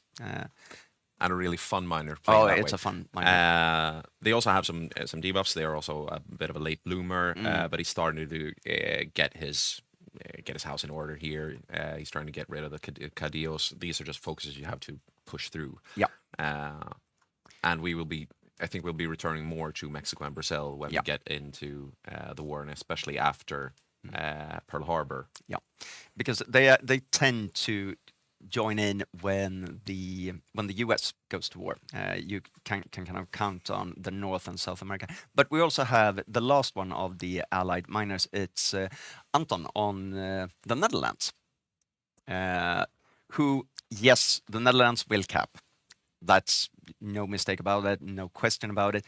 But then he comes back as the Dutch East Indies. And then he actually has some really nice focuses for submarines to wreak havoc on the trade for Japan, being a nuisance in the Pacific, backing up things in Pacific. The downside with that is, if we said that Australia is close to Japan, the Dutch East Indies are very close to Japan and to Siam and Manchukuo. So yes, he can come under fire quite quickly. But it's also one of these fun miners. I said Poland is my favorite country to play. Not after Danzig War, when you capped, then it's amazingly fun. And I would say the same goes for the Netherlands, becoming Dutch East Indies. I mean, because this gameplay is not that fun. Build divisions, try to slow the Germans down, knowing full well that, yes, I'm going to cap. But once you capped, your game kind of starts in earnest. And you can have the impact and you can have fun with it. Which I think is one of the key takeaways from this. And now we've talked a lot about all the miners. I just want to see, Boppus, if you want to weigh in on the Commonwealth and Allied miners, any predictions you have, or what do you think about them as a team lineup compared to the Euro-Axis miners? I would say the Euro-Axis miners are stronger if we're going to compare them. Yep. But they're solid players, all of them. I really love Kalle on Mexico. Yeah. A really, really good micro player. But it's a small country who won't have that much to micro anyways. No. But as coming back to it, I think with Badger's help and support as a general, I think they will do really interesting stuff. Yeah. So, because it's easy to be passive, because you have too little to do something on your own. You have your 4 Marines or whatever you have. You can't mount on D-Day by your own. You can't invade Norway by your own. But if you start communicating, you get Brazil, Mexico together with perhaps Canada or something like that. you team up, you do something, you can really achieve stuff. And I think that's the key for the Allied miners in every game, and in this game, they will be able to do that communication. And yeah, That's a really good point, and also one of the real upsides to a strong French Navy or an active French Navy is that it could be a force multiplier for all of these minor nations.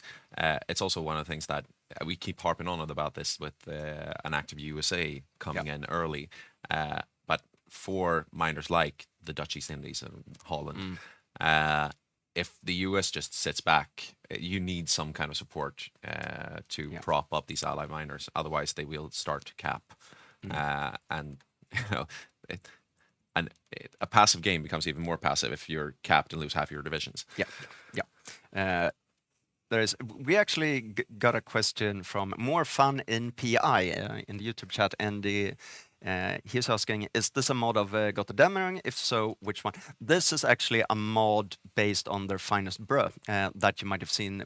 If you've seen Bokoen and that gang play, it's that mod. And Joachim Remmerfors, who is his main on Soviet, he has modded it for us. So it's compatible with Götterdämmerung. So it's not a mod of Götterdämmerung, it's a mod of the whole game. And big shout out and big thank you to Remmerfors for making it possible for us to play with this new mod. And Spanish Civil War is actually dragging on. Still. I wouldn't say it's dragging that much. We're still only in February 37, but it's starting to get towards its end game. We just saw French troops evacuating Barcelona. This is a major point for the Civil War. We have a lot of victory points over here. You don't want to get stuck in harbors either, because you're allowed to pull back volunteers according to our game rules, but only if they have access to a port. But they managed to relocate to Valencia. From what I've been able to see, we haven't lost any volunteer divisions from the Soviets or the French. They're actually counterattacking a bit here, and I think it's to find either an airfield or a supply node. Yes, it's the supply node there. Important thing to think about. See how the war in the air is looking, and we're seeing French air. In Spain, we can see how we are doing with the Soviets. Just tag into the Soviets. I think they usually get some air experience from there, trying to send some. They're actually managing to keep in green air on some. This is good air game. It's a good air game. I'm quite interesting to seeing who. We know that it's Badger who's microing the French, but it would be interesting to see who's doing it from the Soviets. My guess would be maybe Ivarsson is doing this, probably, but we don't know. But it's been a good game from the Allied side, and not a bad game from the Axis. It goes the way it's kind of expected to go. And we're going to try, when the Spanish Civil War is done, to get the Spanish player to have a little chat with him, how he felt this is going. But tension at 18 because Anschluss has happened, which means that I think we're soon going to see Czechoslovakia and see. And just so you know in this, for you new viewers, up until Danzig War, it is quite historical. The Allies, or UK and France, cannot deny Sudetenland or the fate of Czechoslovakia. That's going to go to Germany. And Danzig War has to happen at a certain date. I think the earliest is 1st of August 1939, looking over at Boppus, who knows more than me in this. What was the question? Yeah, the earliest they can do Danzig War is 1st of August. Yeah, right? 39. And we have Sudetenland and Czechoslovakia 1st of January of 38, so we have a while. We have a while for that, but up until then, it's going to be quite a historical game. After that, all bets are almost off. We still have some rules, but I mean, quite solid and competent Spanish Civil War. Nothing special to write home about right now, I think. Okay, so he's gone.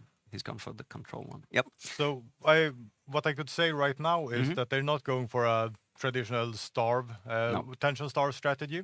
If you're going to go for a tension starve, I would say you should take the Anschluss late 37. Yeah. Because you can follow up with Sudetenland and then all the world tension starts rolling in.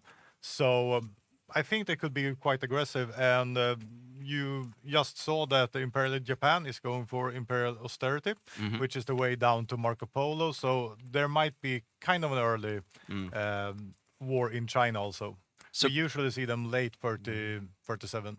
So kind of what we expected from two aggressive players in form of Mako and Ivan. Yeah. No tension star. This benefits my build. It benefits how I'm playing my playstyle. Just go for it.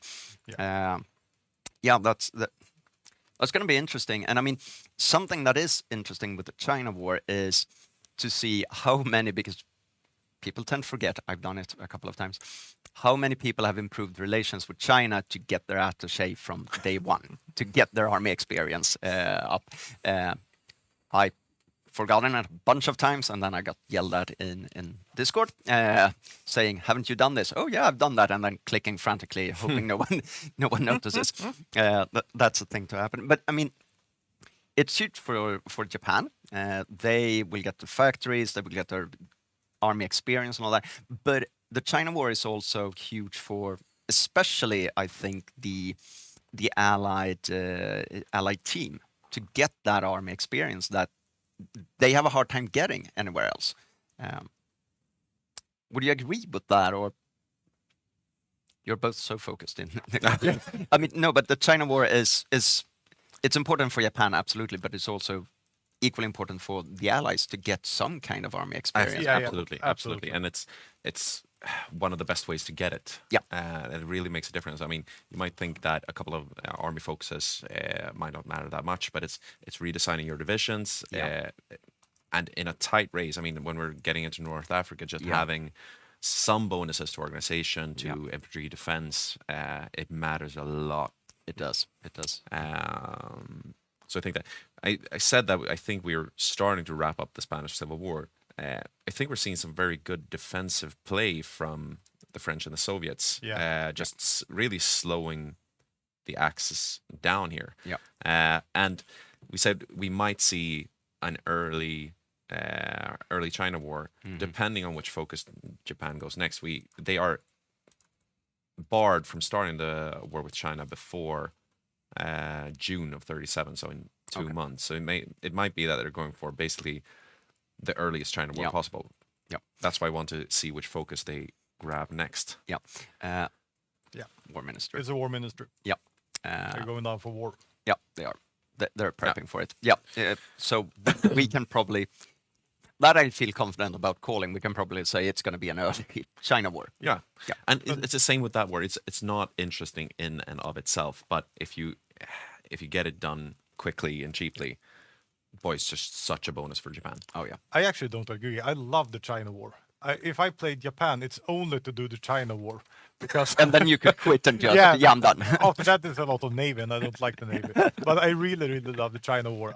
Even though it's against the AI, there's huge swaths of Chinese people running against you, and you need to try to make a plan to make it work. So basically playing the Eastern Front, but in China. Against the AI. Against an AI. I can see the fun in that. I haven't, also for you watching, we do not allow volunteers in China other than Soviet air. That's the only thing. And I don't think we allow strap bombers anymore. Nope.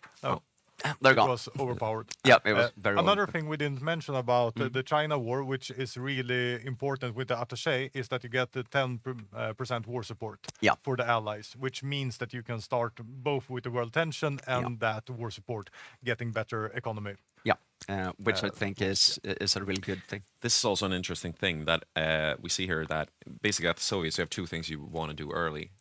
One is going down this path, trying to get rid of Trotsky down here, trying to get rid of political paranoia. That whole mechanism was just harsh. And the important thing to get that done early is also that defines how long your army is disorganized. So you will have debuffs going into Barb, especially if it's a historical date for Barbarossa. There is the option for the Axis to prolong it for a year. But they seem to have prioritized industry. They rushed. I can understand why, but I think they should have gone a bit faster down here. It is possible to get this done a bit faster, I think. So just keep that in mind. But also circling back to what Boppe said about wanting to play the China War as Japan and nothing else because Navy is boring. We got Swaliv again with Boppus. Would you be deleting dockyards to get better building slots for mills in the home islands if you played Japan? No. No, you wouldn't. No, Okay, no. nothing that crazy. No, no. Okay. Just have to check and ask. No, but Sorry, my girlfriend decided it was fun to call me while I was on air. Okay, well, She's watching it, so okay. hi, darling. That's at least fun. Fun joke. Yeah, but I mean, we have something. Yes, I agree. They've gone quite heavily for the economy, and let's see what they're going here. Probably all traders must, or who they kept. Yeah, I'm just when I click on decisions, that doesn't affect the game. It's just how a spectator works. Yeah, I'm curious though. What have they? What does the Soviet have out in field as of now? We can check that. We have 1.3 million. It's basically starting divisions. I should say. Yeah, it's just no. They have converted everything into garrisons, and also what I think is the standard garrison division. This is interesting, but this is also something that's quite new with the mod this game is that we have seen changes to the garrison. Yeah, we have. And Boppus, would you like to talk us through what's changed with the garrisons for this game? Yeah, the huge part here is that they have more speed. Before they were at 2 kilometers per hour, they're up to 3 now. That's a 50% boost. Yeah. And the biggest drawback, besides they having less breakthrough than infantry, was the speed, the hard part of getting them out of hard situations. So now with more speed, I would say they are better than ever. And it will be really interesting to see if they actually build a garrison build together with their tanks.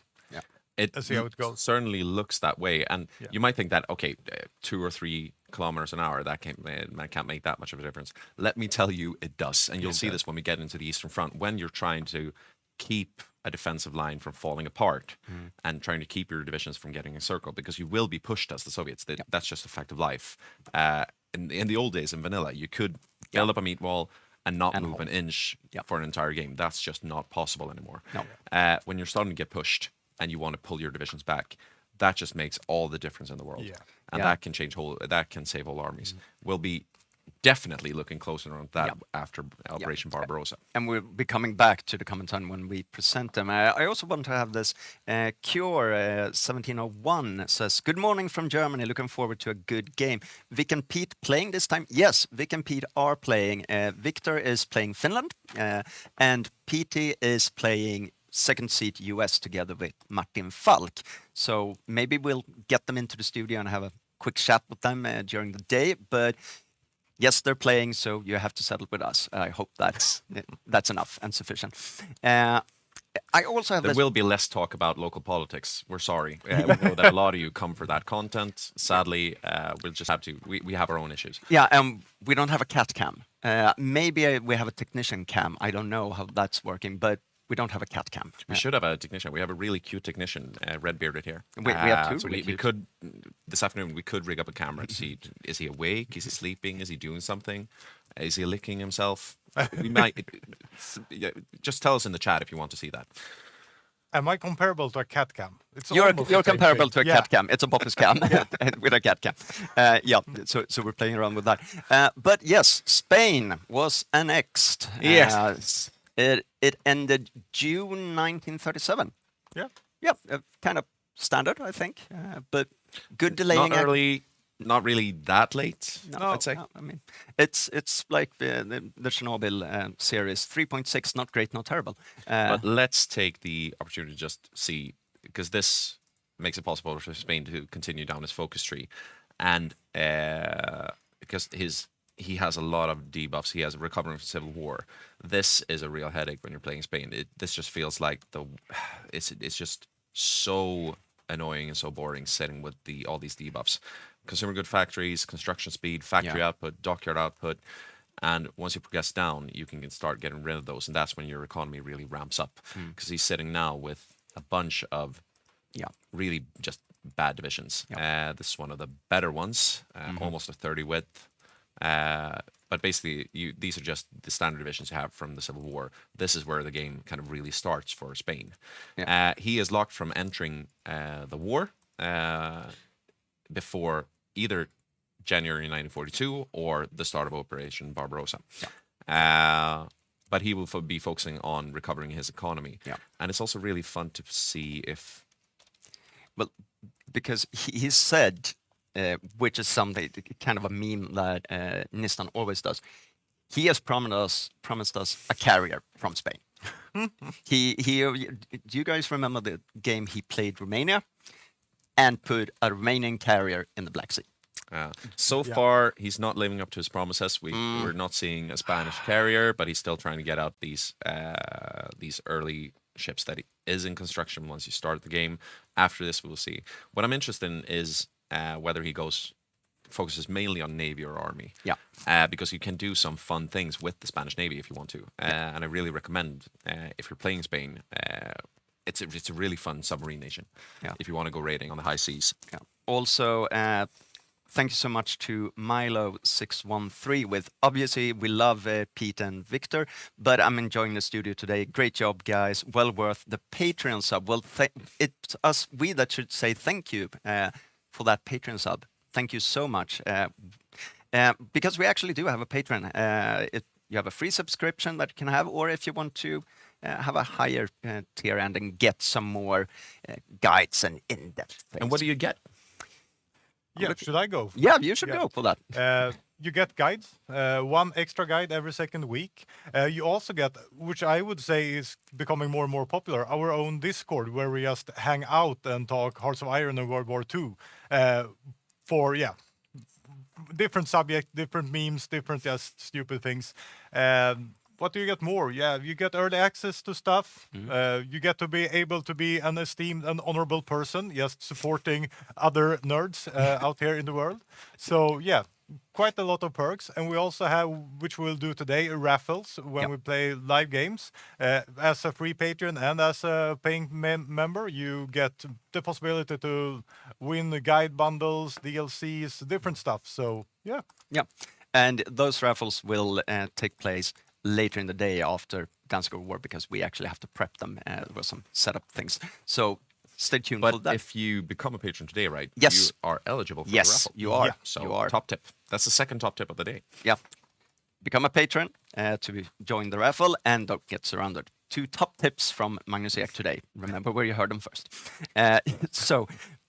If we can go to, just to get into the last players we have the Asia Axis miners that we can take a look at. That's Manchukuo and it's Siam, basically.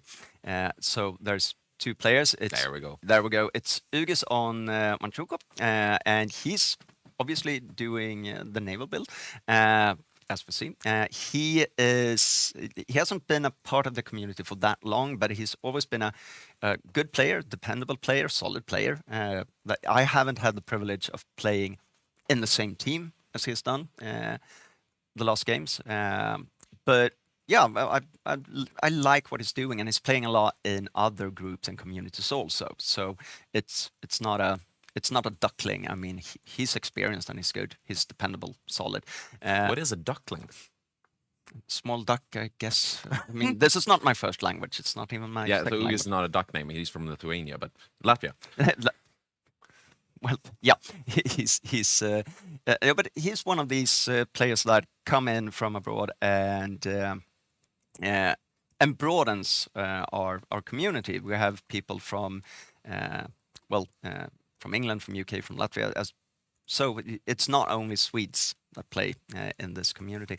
No, but I think he's a solid and good player. And the same goes for Andreas Eriksson on Siam, who is a very good friend of ours. And it's also thanks to him we can borrow this amazing studio setup today. So big thank you for that, Andreas. And Andreas is one of these players that I love to play with Andreas when everything goes well. Do you mean that he has a tendency to be a bit stressed out? Stressed out when that happens, a bit kind of, super focused on things. But I mean, it's kind of the player. Last game he played with us in the Soviet Union, but it's also that player when we said handle the northern front, handle Finland. We didn't have to look at that. No. Nothing more during the game because he handled it expertly. When we told him pull back, he pulled back. We didn't have to micro check anything. Andreas is a solid, strong player, and now he's playing Siam, which is. But he's also gotten a very free reign today from the Japanese, because usually, or a lot of the time, kind of the major nations tend to steer the minor nations, saying, "Okay, so we're doing this. I need this and this from you." From what we've heard, there's been very little planning ahead of the game. Yeah. So going into the game this morning, we didn't know what they were doing. Andreas has no idea what the Japanese plan is. So he's basically just gotten Siam here, and he's running with it. Yep. And from what we hear, he's going to build some submarines to try and start raiding on the high seas once he enters the war, and hopefully the U.S. Navy gets pushed back. We'll see how that goes. And otherwise, it's pretty standard infantry or special forces divisions. His job, apart from raiding, will be trying to get Singapore. We're guessing invading the British Raj. Yep. And this is what we were talking about earlier, the horrible front that usually ends up between the Asia Axis and the British Raj. That's kind of living World War One, that front. Very much. And you have the option from the British Raj of lining up on this river down south, or further back into India. Yeah. And one of the perks there is that you get core defense, which you don't have in Burma. Yeah. So we've seen players going different ways here.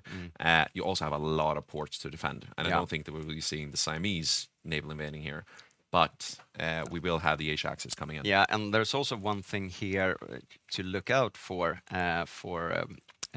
Raj. That is there's two harbors in there, one French and one Portuguese. Yeah.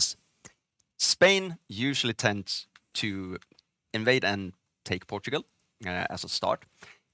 That means they have a port, and that's a French port that could go to Vichy. So you have to kind of keep track on that. Usually honorable gentleman agreement, you don't put troops there, but it's a possibility. As if you didn't have enough to worry about as India to try and garrison. But two solid, dependable Asia Axis players. And Siam might not look like much, but they can form, and I'm sorry, I'm going to butcher this name, the Ratatuscan Empire? Ratanakosin. Yeah, okay, that one.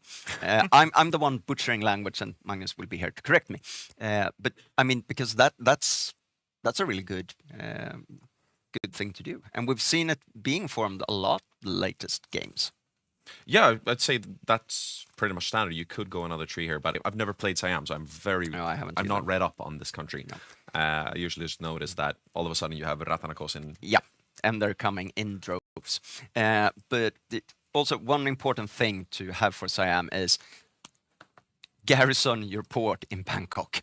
Yeah. Because you do not have that many victory points. We've seen some Siamese players forgetting that, being naval invaded. Yeah, and classic allied move to try and naval invade Bangkok.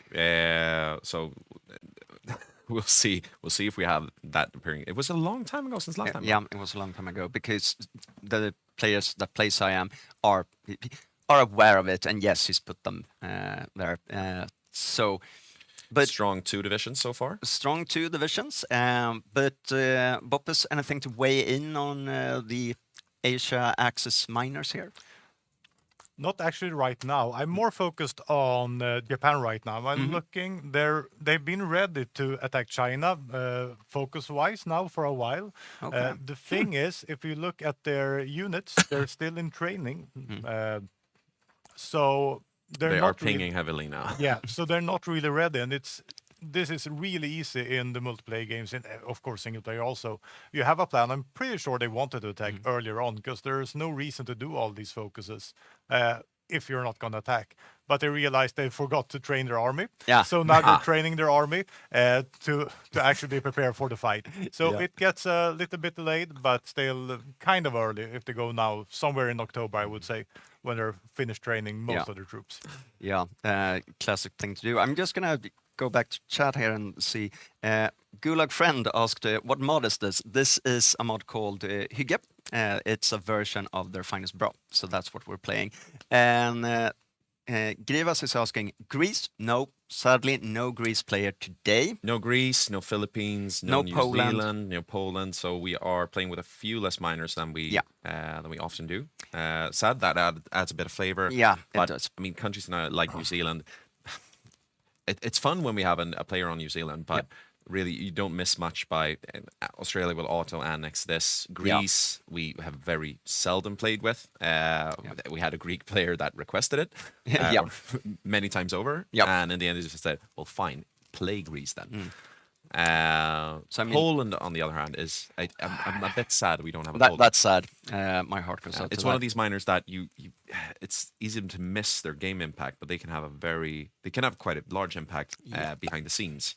Annoying the Germans, getting an air build that enables you to have more of an impact because all of a sudden you almost have 2 allied air controllers. Yeah, you can easily get up, 500-600 heavy aircrafts, which is good, and you can kind of use them in other vicinities. But I mean, something we also have, we're not only lacking allied miners, we're also lacking, if memory serves me correctly, we're lacking Albania, we're lacking Vichy, so there's also some minor countries lacking for the Axis, but nothing that kind of breaks the game in this. We also have a question from T and Politics. How many subs to make Magnus take his shirt off? Are we talking about submarines or? No, how many subs? How many subscriptions to get you take your Well, shirt off? this is good to know. I don't get anything out of the subscriptions. I might get beer at next year's Barbarossa if we get more subscribers. But you don't want to see this. I'm sorry. I don't want to sit next to it, to be honest, either. I'll go nude for one. Yep, okay. Yeah. So if you didn't hear that, the subs to get Dawn to go nude is 1. So. Yeah. And then we have the Dan cam. Yeah, Dan Cam coming in clutch. No, also to say, yes. No.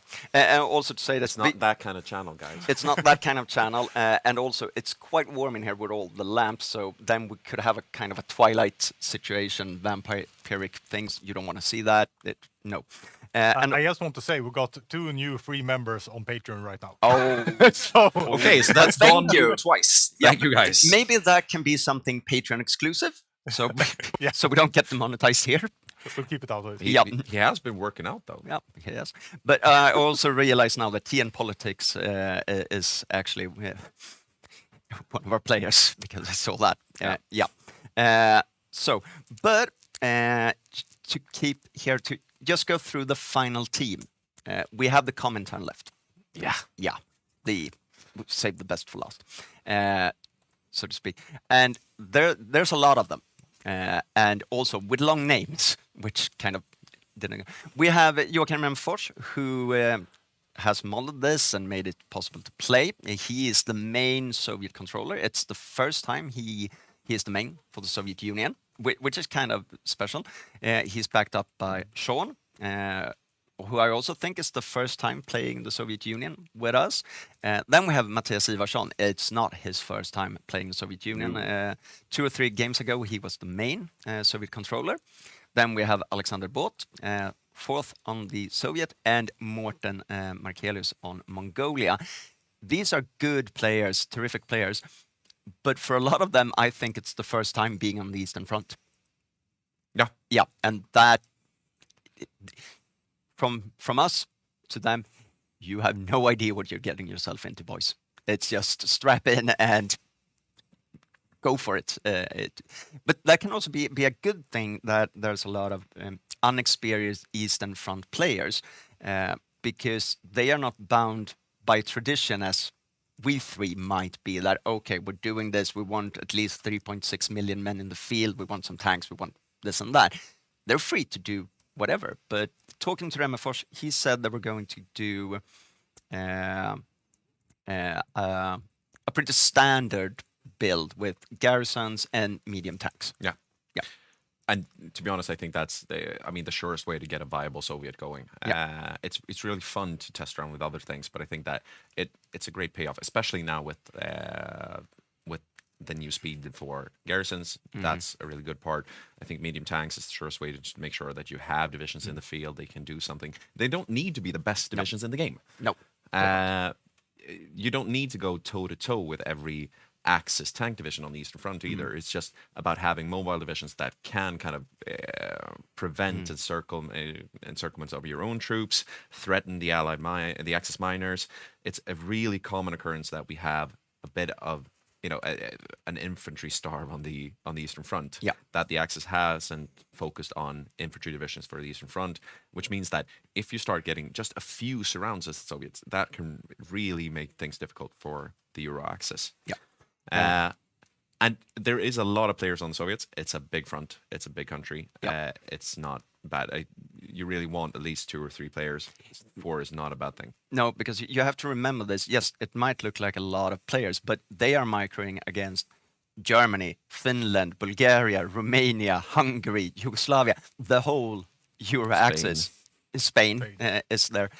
Everyone is there. Maybe not Italy, but they tend to, when they get bored, they show up and just be a nuisance. So they are microing against a lot of players, which 3 is good, 4 is not bad, 5 in total is, I think, great, from my perspective, at least.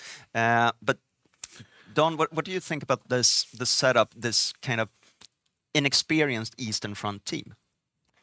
I would say the inexperience is not just from the Eastern Front, because we have players who have played in different communities. I'm pretty sure they've been on the Eastern Front and seen it before, or been on the other side, because you learn a lot just playing Axis. Absolutely.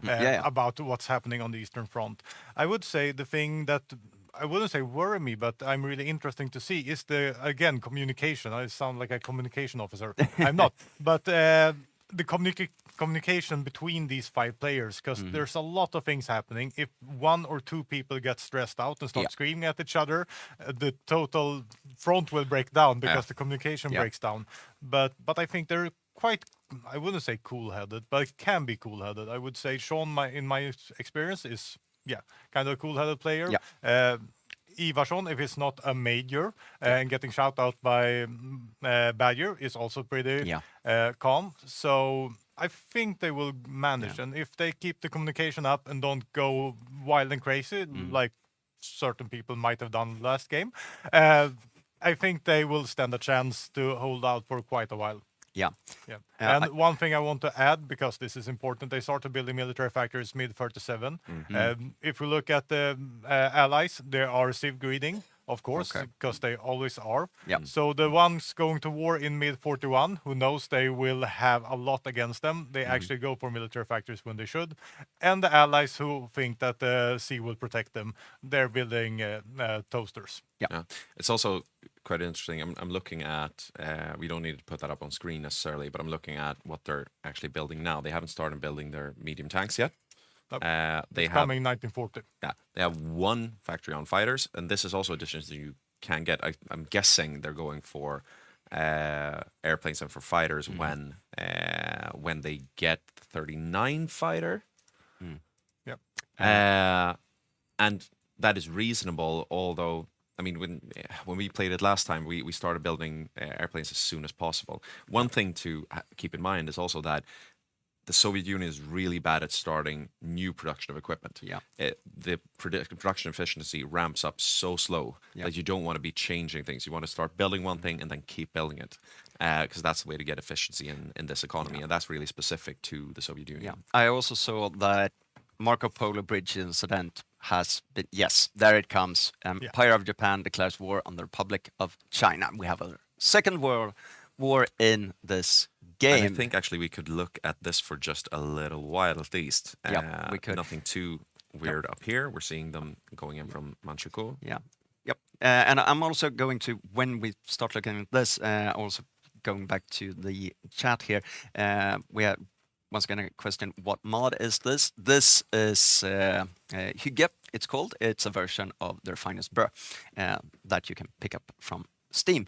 We also have a question from Juha Karlsson. How long does it take to learn this game? It seems a bit advanced with all the different options you can do. And my honest response on this is I haven't mastered it yet. It's quick to learn, it's hard to master. It takes about 2 or 3 nights to learn it, and then it takes a lifetime to get good at it. But the thing is, you don't need to be perfect. There are multiple ways of being kind of good at Hearts of Iron, and to have fun, you don't need to be the best at everything. We have just the studio is a really good example of it. We mentioned that Don, he's a really focused macro player. He actually makes physical spreadsheets. He has a very good understanding, I would say, of the mechanics in the game. I do not. No. But I'm a decent micro player. I mean, I can get a decent economy running. Please don't ask me to do anything with a navy. But I'm quite good at microing fronts, microing infantry, microing divisions, and that makes it perfectly possible for me to play a fine game and have a game impact if I want to. And so you can get into this quite quick. Yeah, and also to say that, to shamelessly plug our own channel, if you want to get better, check out the guides that Badger and Boppus does. They are really, really good. They're free on YouTube, but if you become a patron, you can have access to even deeper guides and more guides. So, or if you just want to learn something new. I mean, the last time I looked at one of those guides, I learned some things that I didn't know, and that was last Monday. So yeah, you always learn something new, and I think that sometimes, Boppus, you guys kind of learn things as you do the guides. Yeah, most of the time, not always. It's because we are interested in something. There's something we don't really understand fully, and we want to understand it. And what we did before was we called each other and talked about it and tried to figure out what's happening. So this is actually those calls made for you guys in a guide format instead. So yeah, detection, I wasn't quite sure exactly how that worked. I'm now like 97% sure. Sure enough to make a guide at least. But as always, you can go how deep as... It's extremely deep, the game. But if you just learn the basics, you don't need to understand that there's tactics behind things, that there's modifiers working this way. You can just fly your airplanes and take your troops running forward and hope for the best. And you will do quite well. And if I should recommend something, if you're kind of new, I would recommend our micro guides. Because under just building stuff, that's quite simple. What you're gonna do with those things then? That's the tricky part. How do you actually play this game? It's not like a first-person shooter. You know how to do it. It's kind of difference. I have to say, looking at this as a micro, this is a pretty aggressive Japan in the China war with a lot of gains so far, especially down in the south where they're naval invaded. So we can see that they pushed in from the north. They did a big naval invasion in the south, I guess, and they want to spread out the front lines, try to spread out the Chinese AI infantry a bit. And China's just an AI nation. It shouldn't be that hard, but there's a wave mechanic, which triggers is it at losses or at victory points? I'm not sure about that. Both. I tried to check that out. Both, I think. Both. Yeah, so they have 3 waves. And basically, you want those waves to trigger so that Chinese get all their infantry out. You want surrounds, but we're seeing that they're going aggressively to try and spread out that, get the waves triggered, and start getting rid of Chinese infantry. And I think that's the way to get this war done, because you want it done quite fast, maybe not as fast as possible, but quite fast. And you don't want to take losses. You don't want to lose either men or equipment. Quickly, efficiently, and with a lot of gains equipment-wise, because the Chinese have a lot of guns and weapons. They're lacking some equipment, but nothing in training. But they should be able to mop this up. I mean, not worried about Mako for a China war. Mako and Adam, they will. And it's 30 with infantry divisions and marines, which is, I would say, really good for pushing an infantry AI controlled China. I don't think that these are the divisions necessarily that we will be seeing later in the game, but for now, they are efficient at their job in China. No question about that. But we are nearing up Danzig war. We're in 38. We've had the Munich agreement and such. that means that we will soon start seeing some of the Axis plans come to fruition. I'm thinking about especially the Italian plan, which I'm really curious about what he's going to do with that. So basically, Italy will try and hold in Benghazi until he gets reinforcements, and then he will try to sneak and smuggle in. Oh, he's already started. Smuggle in 54 divisions in Somaliland to attack and use, and have them so that the Allies can't see these divisions, and then just come blasting out from the south. And if it works, and take the ports, because if he takes the ports down in Somaliland, they cannot retreat out of the Gulf. Yeah, so let's look at this on the map. Yeah. Basically, what his plan hinges on is two things. Yeah. It's this strait here. Yep. Which gets a lot of supply into Egypt. Yeah. The Allies don't want the supply going through the Mediterranean, where it can be raided and bombed. Even if I don't think we'll see Gibraltar fall that early, we'll be getting back to that. What Pontus on Italy wants to do is he wants to take this strait. Yep. So either naval invade this side, or take the French provinces here. That will allow him to strangle the supply through the Red Sea. Yeah.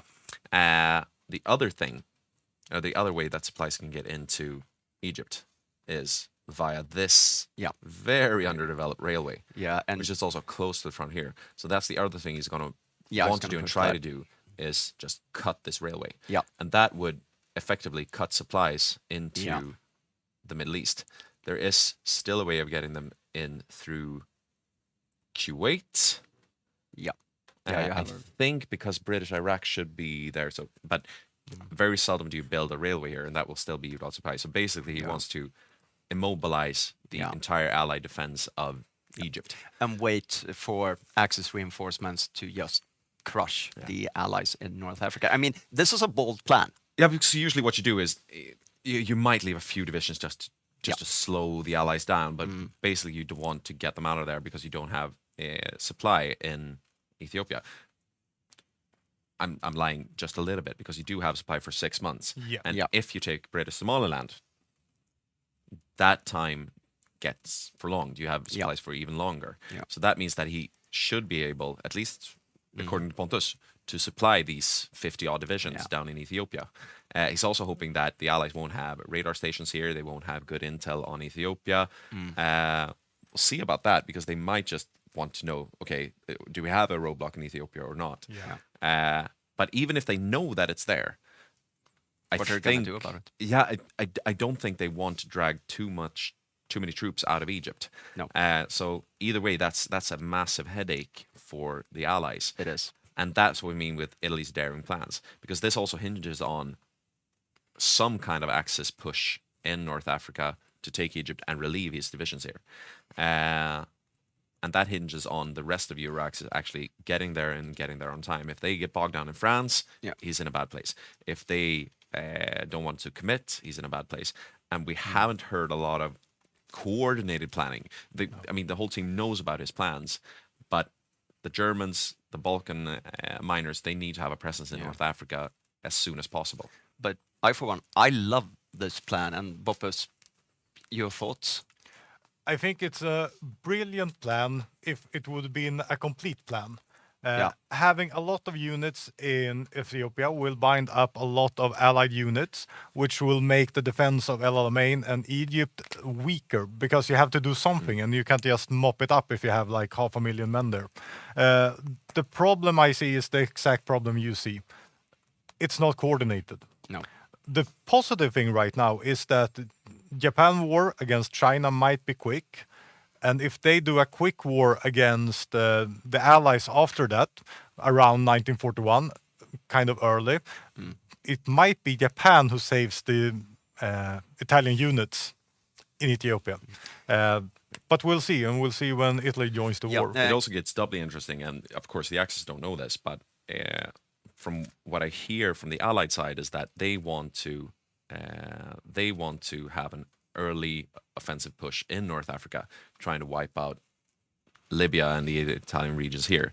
I do like we said that Pontus is a dependable player, and he's put up what I think is a really smart defense. He won't be contesting the fort line. He won't do putting divisions here that can be overrun. He's put them in very hard to get, hard to grab mountain tiles over here around Benghazi. This is horrible terrain for Allied tank divisions. To try to And dislodge. I mean, they will be able to dislodge him, but it takes time just because you need to build up the infrastructure from Egypt all the way to Benghazi. Yeah, I mean, I need to come in there. The only thing I'm worried about there is leaving Tobruk wide open because that's a level 7 naval base, which means that they will get supply. Yeah. I agree with the terrain, but they should protect that naval base to prevent supplies coming in because they will be really supply starved that far in with tanks. Yeah. That's good. But I think there will be supply starved while taking this either way, but that's a really good point. Just to delay the exit, just a few garrison divisions here. On Tobruk. That will set you back for months. I agree with this, and I mean, I think it's a very good plan. I like it, but two things: it's not a complete plan, and also he has to have his eyes on two things at once. We actually got a question from Cure 1701 if we could see the production, research, and focus from Italy. What have they done? Absolutely. So if we could deep dive into that. So focus-wise, he's done, I would say, nothing really. He's built up his industry. Now he's developing Libya. This is really much. This is about getting the infrastructure in Libya, and I think that's a smart thing to do. I wouldn't, for my part, I would barely go all the way down here. I wouldn't develop East Africa. That's just ground that it's too uncertain. He's gonna want to go further down here as we get along. Synthetic oil. And what he really needs to do is within a year, is deciding which tree he's going to go down here, what he focuses on with his army. He's going very hard on infantry. I would say that you might want to go down this path. Black Shirt Militia isn't bad. This middle tree is, I would say, it's decent. In a single player game, I might go down here just because I like the non-core manpower bonuses you get down here. Yeah, but I believe that the legacy of the Arditi is a stronger one, especially in this kind of. What kind of navy has he been looking for? Absolutely, because navy game is a huge part of Italy, and that could be. Is training 2 fleets. That's a destroyer fleet.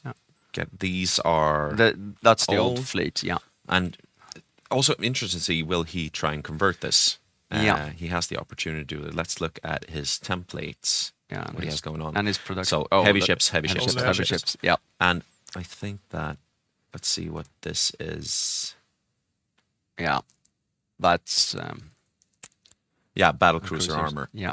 So he's going for battle cruisers. So these are great for. Let me see here. English is not my first language, but for getting naval supremacy. And I do also think they should stack up quite well in a fight. He's gone very heavy into those. And 70 dockyards. That's not bad dockyard wise. Let's see how he's doing on air. Not too much, and I'm guessing he's counting on Germany providing the air cover. I think that's a smart move. I mean, you don't have industry for everything. No, really, and that's especially the case for Italy. You kind of have a similar problem to the UK. You have to have some mix of army, navy, and air. You can't just drop it. But the one that's least critical for you, if you have a Germany that invests into somewhat of an air build, you can go down a bit on air. And I'm seeing out of the corner of my eye our expert just waving frantically. Boppus, your take? One thing that I just want to roll back to that. You said he has 70 dockyards.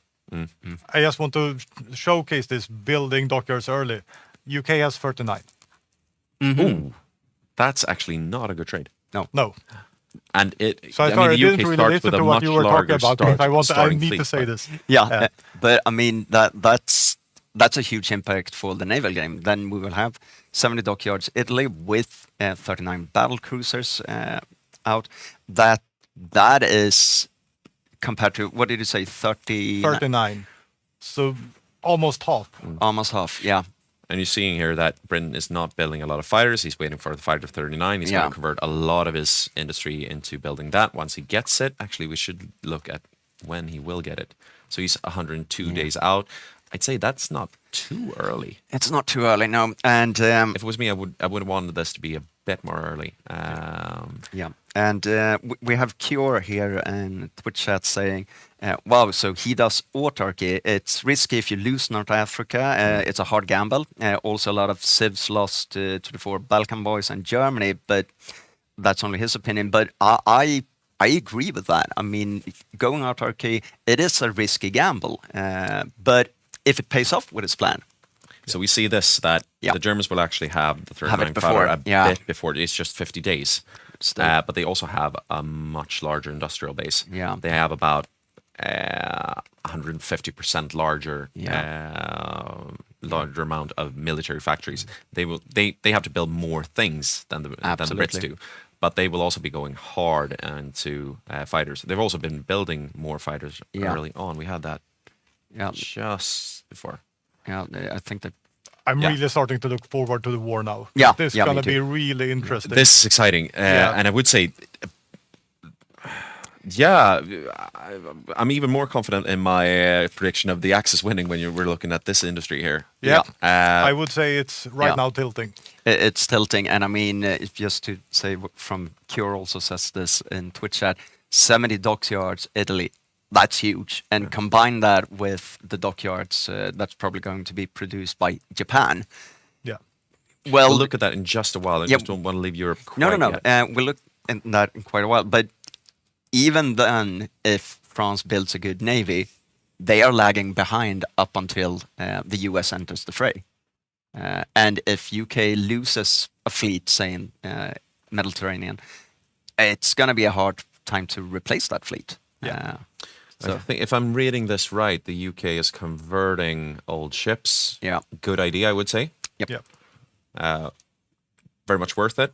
Mm-hmm. Let's look at what they're putting out there. We have this Ark Royal battleship. Yeah. Yeah. Yeah. So he's not doing battle cruisers; he's doing battleships. Yep. More More expensive to produce, but more staying power Yeah. in fight. Should be interesting to see how that stacks up versus the Italian Navy. And also, just doing battleships, he secures himself with the naval supremacy, the supremacy they can project, so he can save himself from Yeah. a potential sea lion. But I think this is one of the first times I've seen that huge number of dockyards on Italy, and almost double of the UK. That is. But my guess, of course, this is 38. He might not have been putting his navies where he wants them. But from this, I would say that Stiki's not going up for contesting, or he's contesting the Mediterranean, but he's not looking for a fight with the Italian Navy. He's not trying to sink it out of the gate. And that might be a smart move. I mean, you don't necessarily need to beat the other. No. Exactly. Yeah, beat the other side. What you need to do is make sure that they can't naval invade you. Yeah. Or that you can contest waters. Yeah. So I think that's a smart move, and the Italians won't be getting out the Mediterranean immediately because Pontus is not looking to for a coup to take Gibraltar early on. no, but just saying this, since he's going autarky, Cure has another thought in this.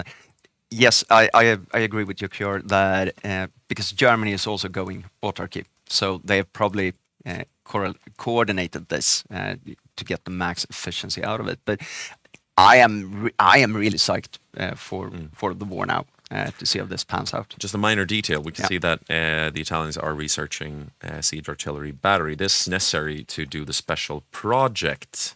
Yes. He's researching radar. I should think that And he cruiser wants to... Cruiser submarine is because interesting. because he talked about wanting to, because he can't pre-place his fleet outside of the Med, but he can put out subs. So he's looking for cruiser submarines to get the range to maybe if possible, naval invade South Africa. And I'm not sure we'll be seeing a lot of crazy special project, but this is one that we'll see a lot. Yeah. Super heavy railway guns. Because not only do you get the ability to build super heavy railway, you also get one when you finish the project. And I think a lot of countries that have the possibility will be doing this. Yeah, I think Badger on France said that he's going for it. Victor on Finland said that he's going for it. So, I mean, and that's a good trade-off. I think that this kind of replaces just building a heavy railway gun. Because you don't want too many, but you might want a railway gun in North Africa. You want one in Finland. Yeah. Both sides want one in Finland there, or no, not both sides, but the Soviet Union wants one there. France wants. Yeah, you would. Someone. You would want one to, if you don't get the air supremacy, to smash the forts in El Alamein. So yeah. So why build a railway gun when you can just research this? We actually have a question here from Segel 190. What team is the favorite? And as we said, Magnus actually called the game 2 weeks ago. 2 weeks ago, and you said Axis win. Axis win. Boppus, you? I said Allied win, but the more I'm seeing from the Allies right now, I would say it's at least tilting, but it's still interesting. Yeah, and I said I'm not picking a side yet. I'm saying that it leans towards the Axis, but I'm not calling it You yet. didn't say that this morning. No, that this morning I said I'm not picking a team, but seeing this, I have to agree with Boppus. We should say just to kind of nuance my very unnuanced position that it's far from certain. This is going to be we're predicting a very unpredictable game. Yeah, and we have a lot of hinges. We just talked about the Italian plan for Ethiopia. I mean, if that fails, they just lost 50 divisions, and I don't think there'll be an army force with a large impact in this game. They might be able to hang on to Libya for a while, but that's going to be a heavy blow. Then it's going to be. On the other hand, even if parts of the plan works, we might see the reverse situation where the Allies and especially the Commonwealth miners lose a lot of divisions in Egypt. Because if you're not disciplined when you're pulling back, it might not be catastrophic to lose Egypt, but you don't want it to become a rout. You want to pull back in a coordinated fashion, step by step, getting out south or via ports here. They're not going to be able to get out via this port either. If Pontus' plan goes. No. And if that happens, we're not going to see a D-Day for years. We're not going to see an allied team that's able to help out British Raj, and things could start to tilt over very fast towards the Axis. Yeah, and I mean, just for example, that's very interesting. And it sounded like Boppus wanted to. Yeah, I want to go here. to China because I've been looking at this. We have a lot of interesting things. If you go to Japan and look at the Japan player, we're talking about new players, and it's a hard game. There's a lot of mistakes done in this game by even the best of players. Looking at Mako here, he has a problem with fuel. Right now he has some kind of barrel somewhere at least, but he's been at zero fuel for a way almost entire war. Supply at 50%. He hasn't built enough trucks to actually carry the supplies. If you go and look at his doctrines, you see he has 500 in army experience just sitting around. So he could go for a lot of land doctrines. I don't know why it's for some reason we can't see that, but but he has a lot sitting around. It's a hard game to play, and as you see, it still is a good war against China. So you don't need to be perfect in every sense. You will never do everything as planned, and it will work out anyways. But just I would say the this supply is situation here, because this is, I mean, a rookie mistake is forgetting to change your motorization priority. And for you guys that were talking about getting into the game, tip.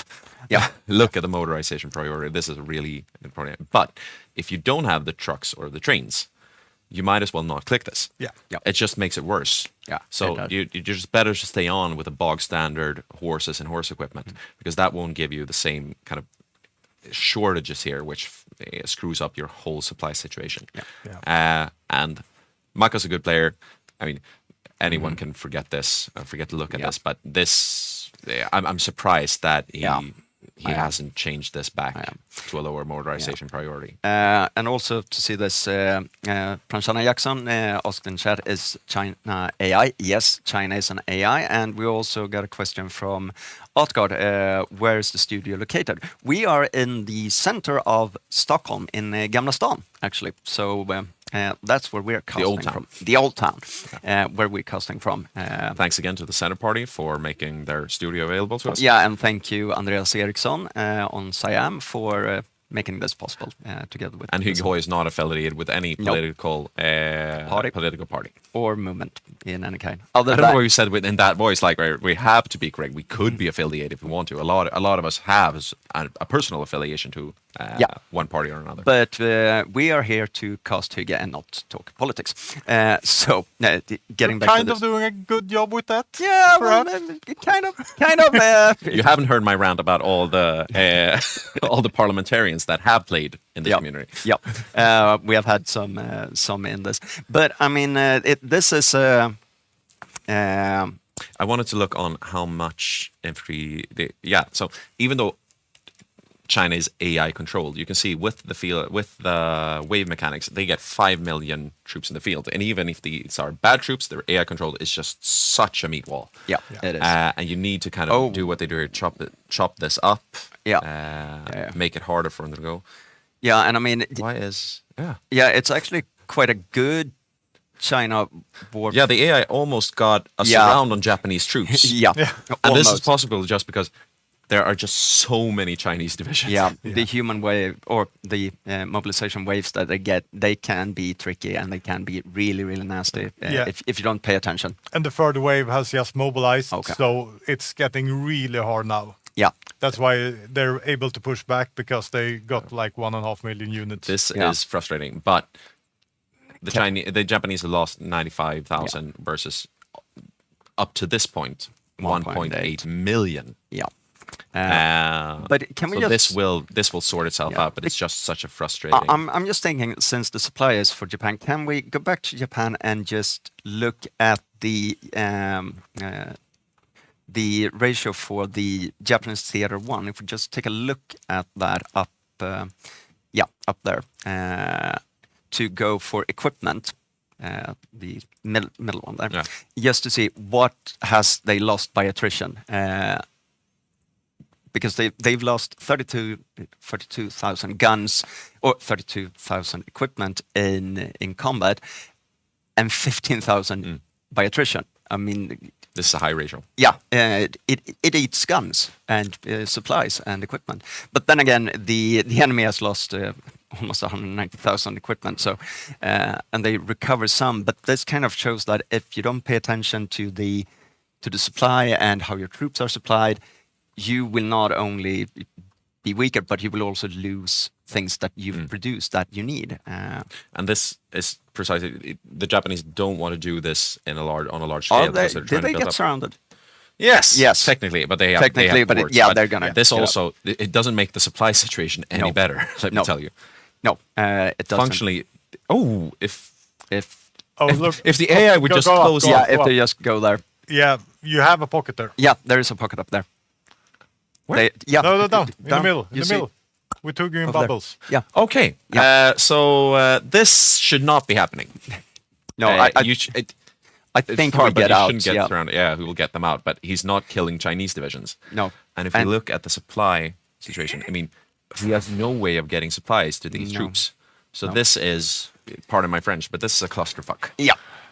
It is. This is, and it goes to show even experienced players make these. He's starting to get the situation a bit more under control, but you can't leave gaps in your front line. No, and the AI is really good at exploiting gaps in front line. Actually, sometimes there's a way of cheesing. We don't allow that in our games, where you just leave a hole, the AI will go through and spread out.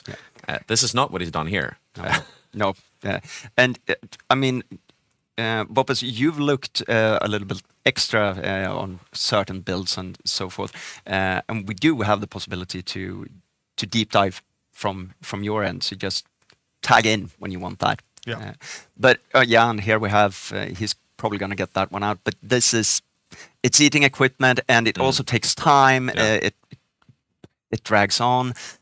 Yeah, this is, as So I Live says in Twitch chat, freaking mess. And I can only agree. Such a freaking mess. Such a freaking mess, yes. I mean, no shade on the Japanese player. No, no, this, this is so easy to get in these situations. This can happen. We're not saying that Japanese players are bad players. It's just the Chinese Civ War, even though it's towards an AI-controlled opponent, it's not easy. No, you can't backseat drive this. You actually have to be focused on But he what should you're spread out. You know, he's not doing frontline orders, which No.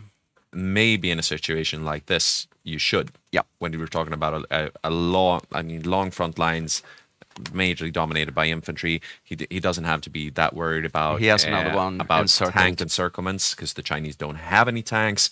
Just put a frontline order on it. He has 2 more encircled. Yeah, Yeah. they are stressed out now. They have no focus going. No, they're They're not stressed. using their I mean, military experience. at this point, maybe what he should do is just pull this back up, get a stable front Oh, line, yeah. and it's a Yeah. third again. third Just surround accept it. up there. Because now he might actually be starting to lose troops. And we were seeing this, when Yeah. we started talking about this what, at 70,000. This is in no way, shape, or form a catastrophe. But he's losing manpower that he Yeah, and equipment that he needs. And we have had two questions.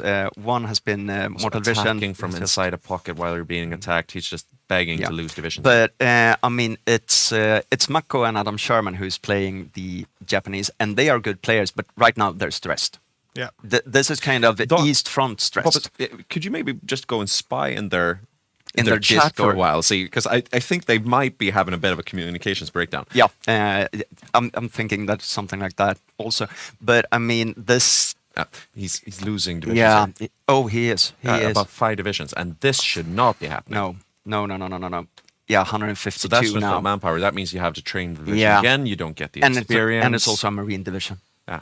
Yeah, that's So this could bad. actually- this and he could- has. How many did I have up there? If you go back up, it's no that. Yeah, it's 5 divisions more that he has surrounded in Nanjing. This is not. He's almost back to a starting position Yeah. if this doesn't change. Yeah. Pull back. We also have a question from Soaliv if Boppus could quickly convert the IC to lost time in this. But I mean, it's a lot of IC that's gone here. Yeah. Yeah. And this could also, my guess is this will prolong the Japanese entry Yes. into the war. Yeah. Because they want to they have to get back up Yeah. on this, and this is not. Yeah, and they're experienced divisions. He might be able to pull them back out. I mean, from- right now in time, he shouldn't be too stressed. He shouldn't be too stressed, but it is stressful. This is kind of a Eastern Front stress situation when you start he's getting gotten some- the situation in the north Yeah. sorted out. Yeah. But I do think he Yeah, will he's losing that one in Changsha. stop attacking from inside the pocket. Yeah. Another top tip: don't do that. Don't attack out of the pocket, try to break them out. But their Shangsan is gone, that division, in 3, 2, 1. What he should do is just pull this back down. Yeah, reform. And then have one spearhead go up and get these troops out. Yeah. And then you can start encircling Chinese divisions and start over. Yeah, because And he's done that. He might be doing that from the north now. Yeah, and for that might one. work. Yeah, that might work. But sometimes we have to do this old 17th and 18th century tactic of reform the line, pull back, reform a line. That's what he should do in the south. He's done that in the north. I think it's going to straighten it up. But looking at the casualties now, we started at, what did you say, 70,000 or something? And you can see even the AI is starting to wear To down attack, these divisions, yeah. so he might lose 5 or 6 divisions. Yeah, here. and how experienced are those divisions in there? If we can just have a quick look. Yeah. Oh. These are veteran divisions. That hurts. That really hurts. Yeah. And how many casualties are he up to now? We went from 70 as almost 200k, and it's gonna ramp up if he doesn't get those divisions. And, up. I mean, 200k. So we're looking at least like 50 or 60,000 that are actually encircled divisions. Yeah. That is lost and gone. Yeah, that's gone. Boppus. I've been listening to the chat. Yeah, It was quite like a grave. it was quite like Yeah. a grape. Okay. Yeah, I heard something about retreat, give up. So Yeah. the mood is not perfect in the Asia Axis team right now.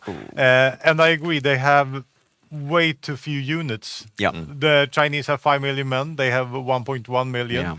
and they're going down. So this, I probably would see them getting beaten a bit. I don't Yeah. think they can win the China war No. in like 2 years from now because of what we're seeing. Yeah. So probably we will do some decisions on this. Yeah. Because we have the opportunity to auto-annex China if it Yeah, gets yeah. out. If but this is 2 There goes years the last of ago. those 6 Yeah. divisions we were looking at earlier. He has no more divisions surrounded, so he has started over. And I do think that this broad. Yeah, and you kind of touched on this because we got a question from Segel 190 with if they can't cap China, will it automatically die? Yes, they would be annexed. But But that now means you don't get the Chinese factories No. when you want them. You get them late. Yeah. you miss out on the equipment. I mean, They won't be annexed now. No. They will be annexed like 41, 42 Yeah. somewhere. Yeah. and I think that Adam and Mako they will pull this back. But it's right now it's one massive buffer zone, and this is not what Mako expected when he started this. No, I'm I would pretty be sure. We will try to get an interview with at least one of the Yeah. Japanese players. It would be Yeah. very interesting to hear their take on what went wrong. My guess is that they spread out, which is a good thing. Yeah. But they didn't take into account the wave mechanics, how No. many divisions they're trying to get out. Yeah. And they spread out too far and left holes in the front line. Yeah. And you just can't do that. And not even against the AI. No, and I also think that since, as Bob said, quiet as the grave in the chat, I think communication breakdown. I don't think they communicated well enough with what was happening, and maybe And now you can see that they put frontline orders on. Yeah, maybe this thing of trying to push and take territory too quickly, so you don't necessarily see what happens behind you. Yeah. Getting kind of blind for that, and when it hits you, they had 3 or 4 surrounds that happen at the same time that get stressed. You start losing divisions. And in terms of surrounded divisions, they start out with these 2 army groups on 38 divisions each. Yeah. And they've lost 3 marine divisions and 12 infantry divisions. Yeah. That's a sizable chunk of the Japanese army. Yeah, and just looking at the... can we just go back to the casualties after these 5 really experienced divisions? You see. And here we will also see 387. one of our technicians coming in with some well-deserved beverage that we need, so we can continue speaking. Thank you so much for the coffee, Marcus. That is lovely. 388. Yeah, it's still ticking up. I mean, almost 400. Yeah, now it's 400K. Yeah, are they surrounded somewhere, or is it just for their pushing they're losing? Oh, they got another surround here. So right now they can't even hold this front line. I mean, now they have frontline orders. Yeah. But their army is too weak against the Chinese. Yeah, this is... Let's check on... freaking mess. What they'll have to do as well. You want to keep this down. If you can, it's best to power through it. I think that's hard to do nowadays. But they need to take their decisions to get the war in China going. I'm just having a question, and I'm putting it out for both of you. For the southern part here, Southern Army, my instinct would be to pull out, reform, and then naval invade somewhere else. Should they do that, or should they stay there and try to stabilize? No. They should stay and try to stabilize, because the AI are stupid, even with the Götterdämmerung DLC. So, just staying in a defensive position, make them take attrition, and you gain experience. I would say that is the best play.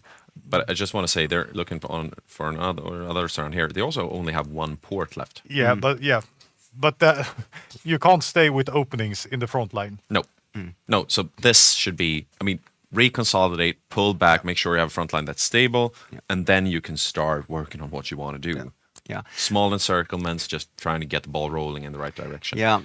On a more positive note, I thought I got a cup of coffee. Might look like that.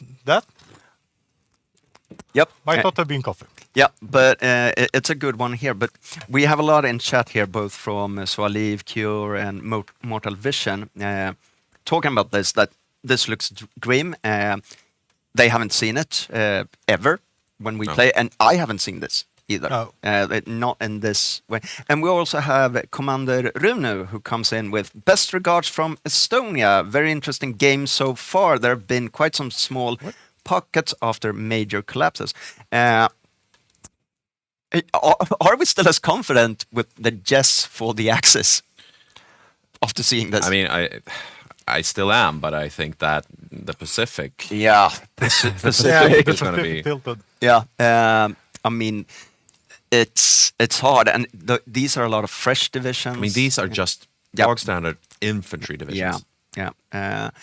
Pull back. No, they're going to lose their last port. Yeah, they're gonna. They lose. might No, get no, their no, no, no, whole. No, they have one down there, I think. Do they? No. No, they're gonna lose the last Let port. me get back on. Ooh. So that means they could lose the entire southern army. This is This is horrible. There's a They can complete hold this. disaster They can hold if this, they but lose it. I, but they are getting wave. Yeah, probably hold it. It's gonna be there. Swaliv actually asked a question that kind of goes from what I said. We had a quite confident yes for Axis victory today. I would like to hear if you guys are still so sure. Magnus seems that sure, but this kind of throws the Pacific game out of balance, because I don't think they would be able to do an early or mid war. the interesting is that they haven't. I don't know what you say, Don, but they have 39 dockyards. It's not a strong navy focus. No. Super heavy battleships, those are fun. So I mean, it's not necessarily the case that Japan will be a pushover, Yeah. but this takes away a lot of their offensive capability. Yeah, and it also, if I was Löfgren on Raj, I would draw a slight sigh of relief, because you Yeah. know that I've gotten more time now, Yeah. which is something to not take lightly. And this will really hurt the Ethiopia plans, as I was talking about earlier. Yeah. Having that threat from the east Mm-hmm. makes Raj and everyone, they need to draw their troops away from El Alamein, Egypt, and Ethiopia, at Because they're least doing by late 1940. Yeah. Now they don't have to draw that much troops, because probably the China war is still on, and they will have a Chinese shield, Yeah. 1941. Yeah, And yeah, they can focus on Africa. It Yeah. seems that they're repositioning their. Okay, so they're drawing back their they're pulling northern back. army. Yeah. The question is that to. is that to consolidate the North? I don't know there, but it's going to be. We really need to get one of the Japanese players to talk to them, because this cannot have been in the plans or expected. I don't think they will wants to talk to us right now. though. No, No, right now. not right now. I think But we'll. we have this. We have a question here from Mortal Vision. What are we First, I really don't know. Maybe Don can have a check with that. But We Mortal have a Vision. disconnect. We have a disconnect. Okay. Japanese rage quit? No, thankfully not. No. It's South Africa. Yeah. Okay. But we have a statement from Mortal Vision, and also a question. I'm gonna start with the question. Did Japan not spend any army XP on doctrines? No. They did not. That was a huge mistake from their part. They had a lot of army experience all the time. I think they have three doctrines right now, but they could have just emptied the entire doctrine tree, and also special forces perhaps. Yeah. So Because they're reaching the cap. yeah, so a lot of mistakes Yeah. made there. Yeah. I mean, something went wrong, and Yeah. Yeah. then Majorly other wrong. things started going. Yeah, snowball effect. That is, and also Mortal Vision has a statement in this with, to be fair, Japan usually is a clear side note in the whole war. Euro-Axis defeating Russia is way more important.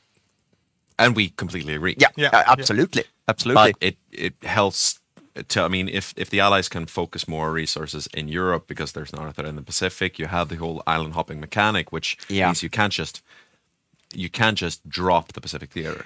No, you can't. And especially also the Allies in this case, they have the possibility of capping Japan, a major player, taking them out, and then points-wise, looking at that, they're on par with capping the Soviets. I mean, they can drag out the board then.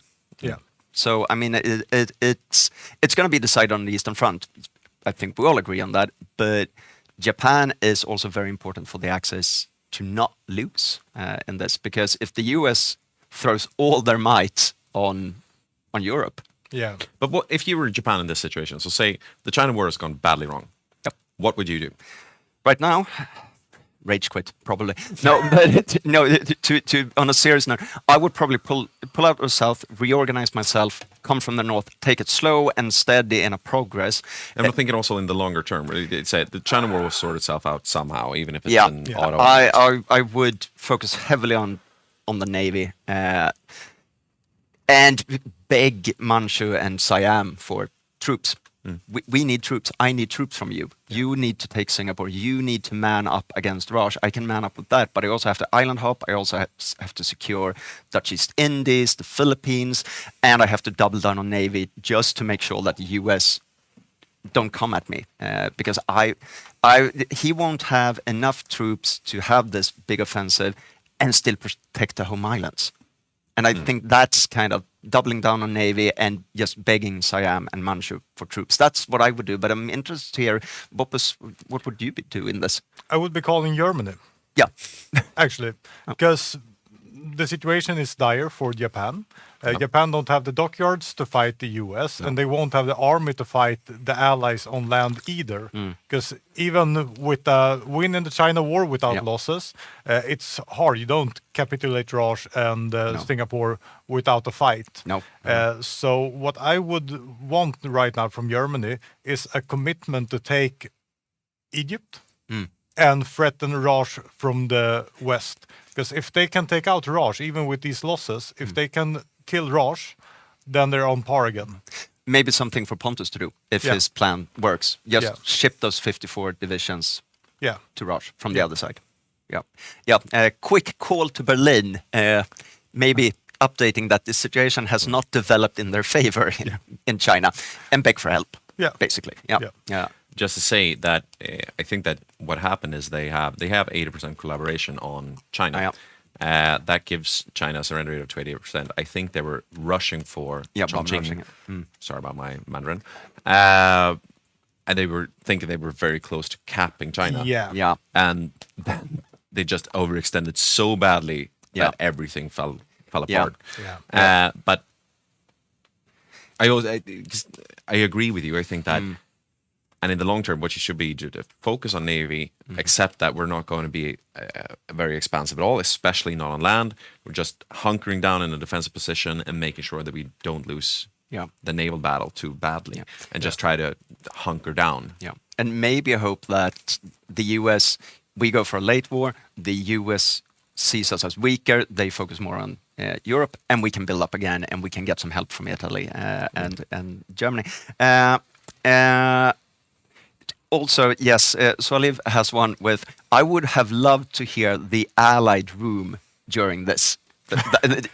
I agree, I would have loved to hear that. But also, to say this, the war is in no way decided by this, but it's a huge blow for the But it is really fun because, not to give too much away, but we're going to have, when we're finished, we want to answer the question, what decided the war? It would be hysterical if the answer to that was, well, AI China. Yeah, it would be hysterical, and it would also prove the point because in a historical sense and in a real life sense, what decided the war against the Japanese was the Japanese attacking the US, Pearl Harbor. It would be hysterical to see what decided the war against the Japanese. Well, that was the Japanese attacking AI China. But we would also like to see, Arkad has asked, is USA and allies looking ready build-wise, getting enough fleets? Perfect segue, because we've been focusing a lot on war in China for good reason. Yes. But I just wanted to, we're into 1939. I just wanted to check on what's happening with the allied nations. The US is going heavy into dockyards and navy right now. Perhaps a very good choice if they want to break Japan fast.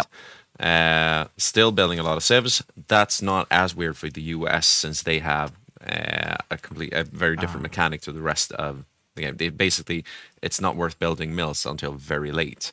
We can look at the United Kingdom. I just want to make a quick overview, and then I'm thinking that Boppus can dive deeper where he thinks the most interesting things are happening. Sticky. Keeping all his grounds, making sure that Gibraltar is well defended, as well as El Alamein. He's gotten out the infantry. 20 width, defensive infantry, Yeah. lots of anti-tank, making sure that Egypt Good is call. well guarded. Good call. They don't seem to have noticed the Italian divisions as yet.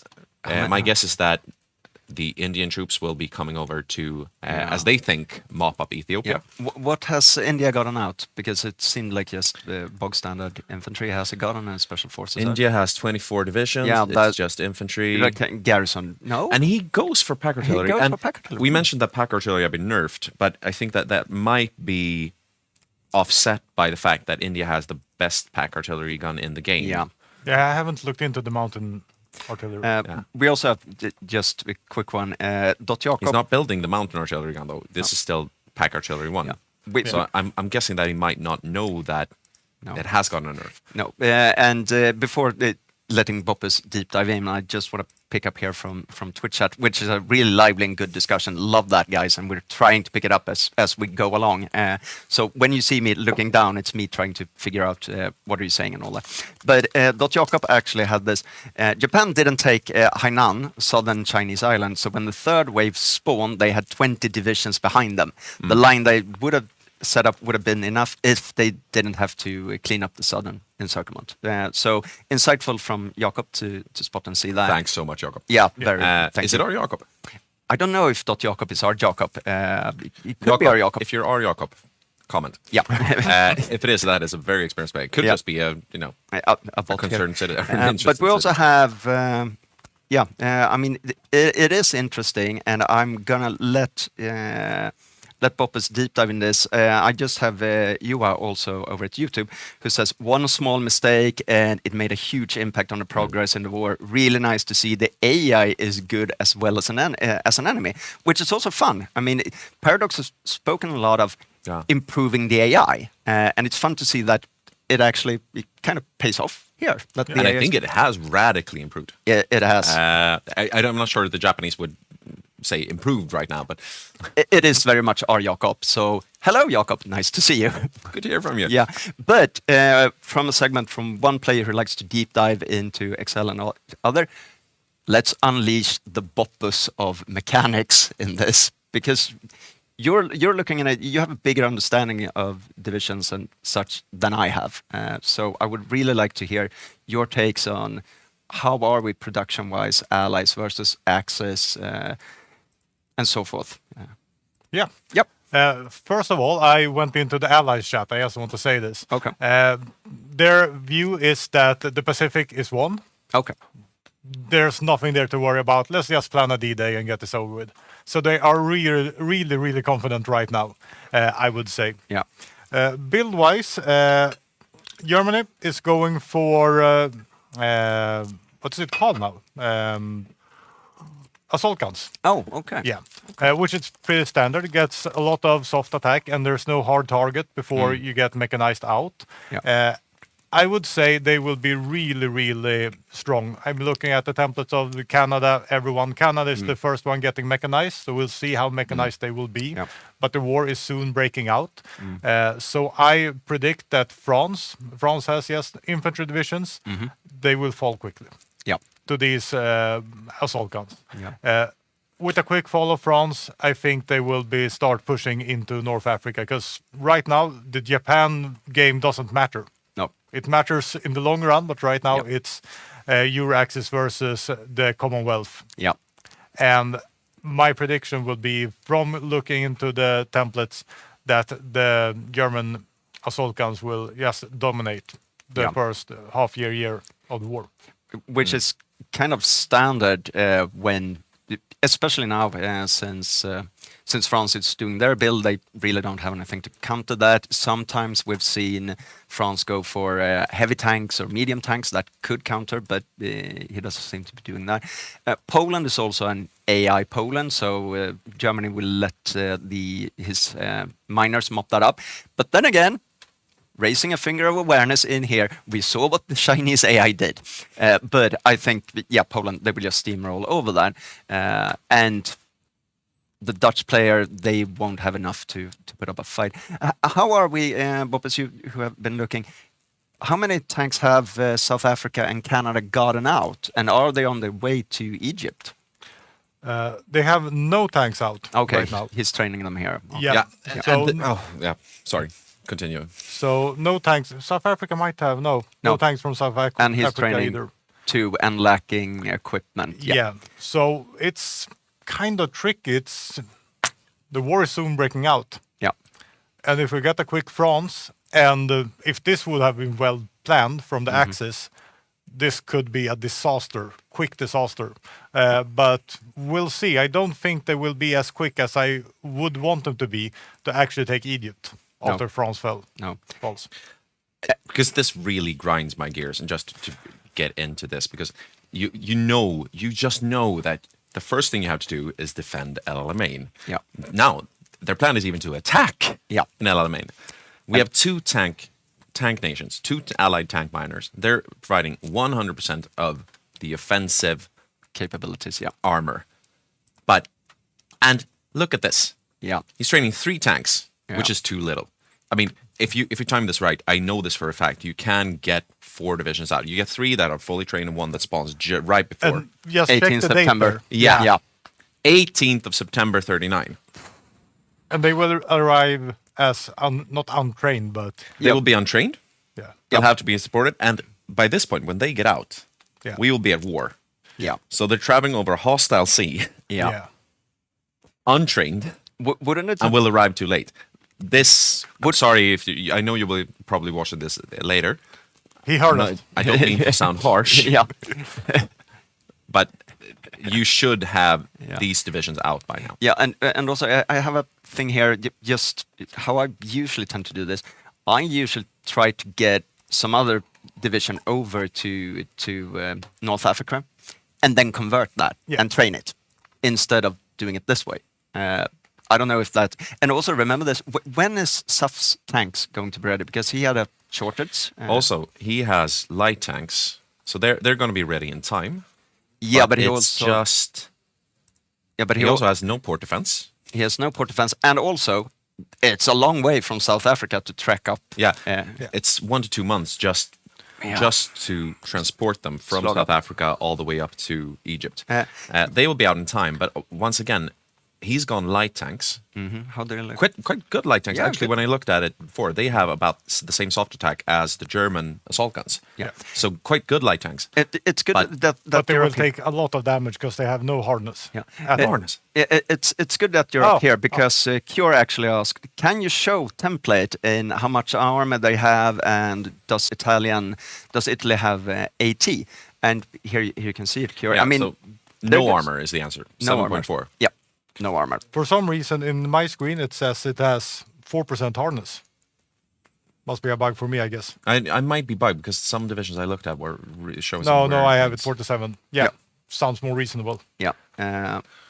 And I mean, So we'll drop that, but we look at Italy because that's who they'll be facing. Also, and I'm not now sure. we saw Raj, Let's the see, goon let's see, squad let's see. were coming out at sea. So at least some people are going to North Africa. Oh, great. Yeah. And yeah, I mean, So Italy doesn't have any AT. artillery in these divisions, at least. We'll see how it is. they have with these artillery, but in- not AT. or any AT. Yeah, and this is These guys should have AT really. Yep. but So basically, Italy are dependent on Axis armor coming down and helping just them. to say, even though they don't have AT, most of these divisions that are equipped with artillery, they still have 10 piercing. Yeah. Yeah, So they they'll pierce the South African light tanks. Yeah, they will. They will. Canadians, can we take a look at how the Canadian divisions? Let's just check the Raj troops. They are coming over. Yeah, they're coming here. But it's just the It's Raj. just And I don't think that No, he won't. this does not mean that they've realized what the Italian plan is. Mm. They also need divisions over here. Yeah. Which they don't have right now, and that's what the Italian plan is coming out. Sticky has garrisoned this. Yep. Once again, an experienced player. He knows about smart. this, but I'm not sure he's thought about that. No. If No. Italy captures this province, this is still a contested strait, Yeah. and trade can't pass. That means your supply cannot pass. Yeah. So he needs one side or the other of this trade. We also have a comment from Sali with relying on Daddy Germany seems to be a thing for this game. And yeah, Yeah. yeah. Yeah, well, That's kind of how it. you don't have much of a choice. No. But there's a lot of small mistakes, and we always have these in our games. Yeah. If you look to Germany now, they have 10 tanks out. Yeah. They just started to train them. Oh. So Okay. I'm not sure they will be trained No, I don't. until, for some reason, they forgot. Yeah. But this I can forgive.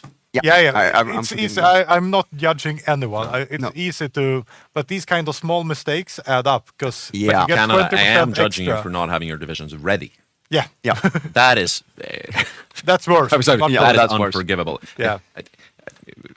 We've been so clear on this on so many games. Yeah. Yeah. The war starts, the Danzig War. Your divisions need to be trained out and on time. There, you can't show up half a year late. No, the thing is that could be a saving grace for Canada is that Italy gets to wait 180 days. And we Yeah. don't know if Pontus is going day one or if he's taking some time waiting. From what we hear, Yeah. I think he's waiting about a month or two. Yeah. From what I understood that he's going to wait until France is on the verge of falling before he goes in.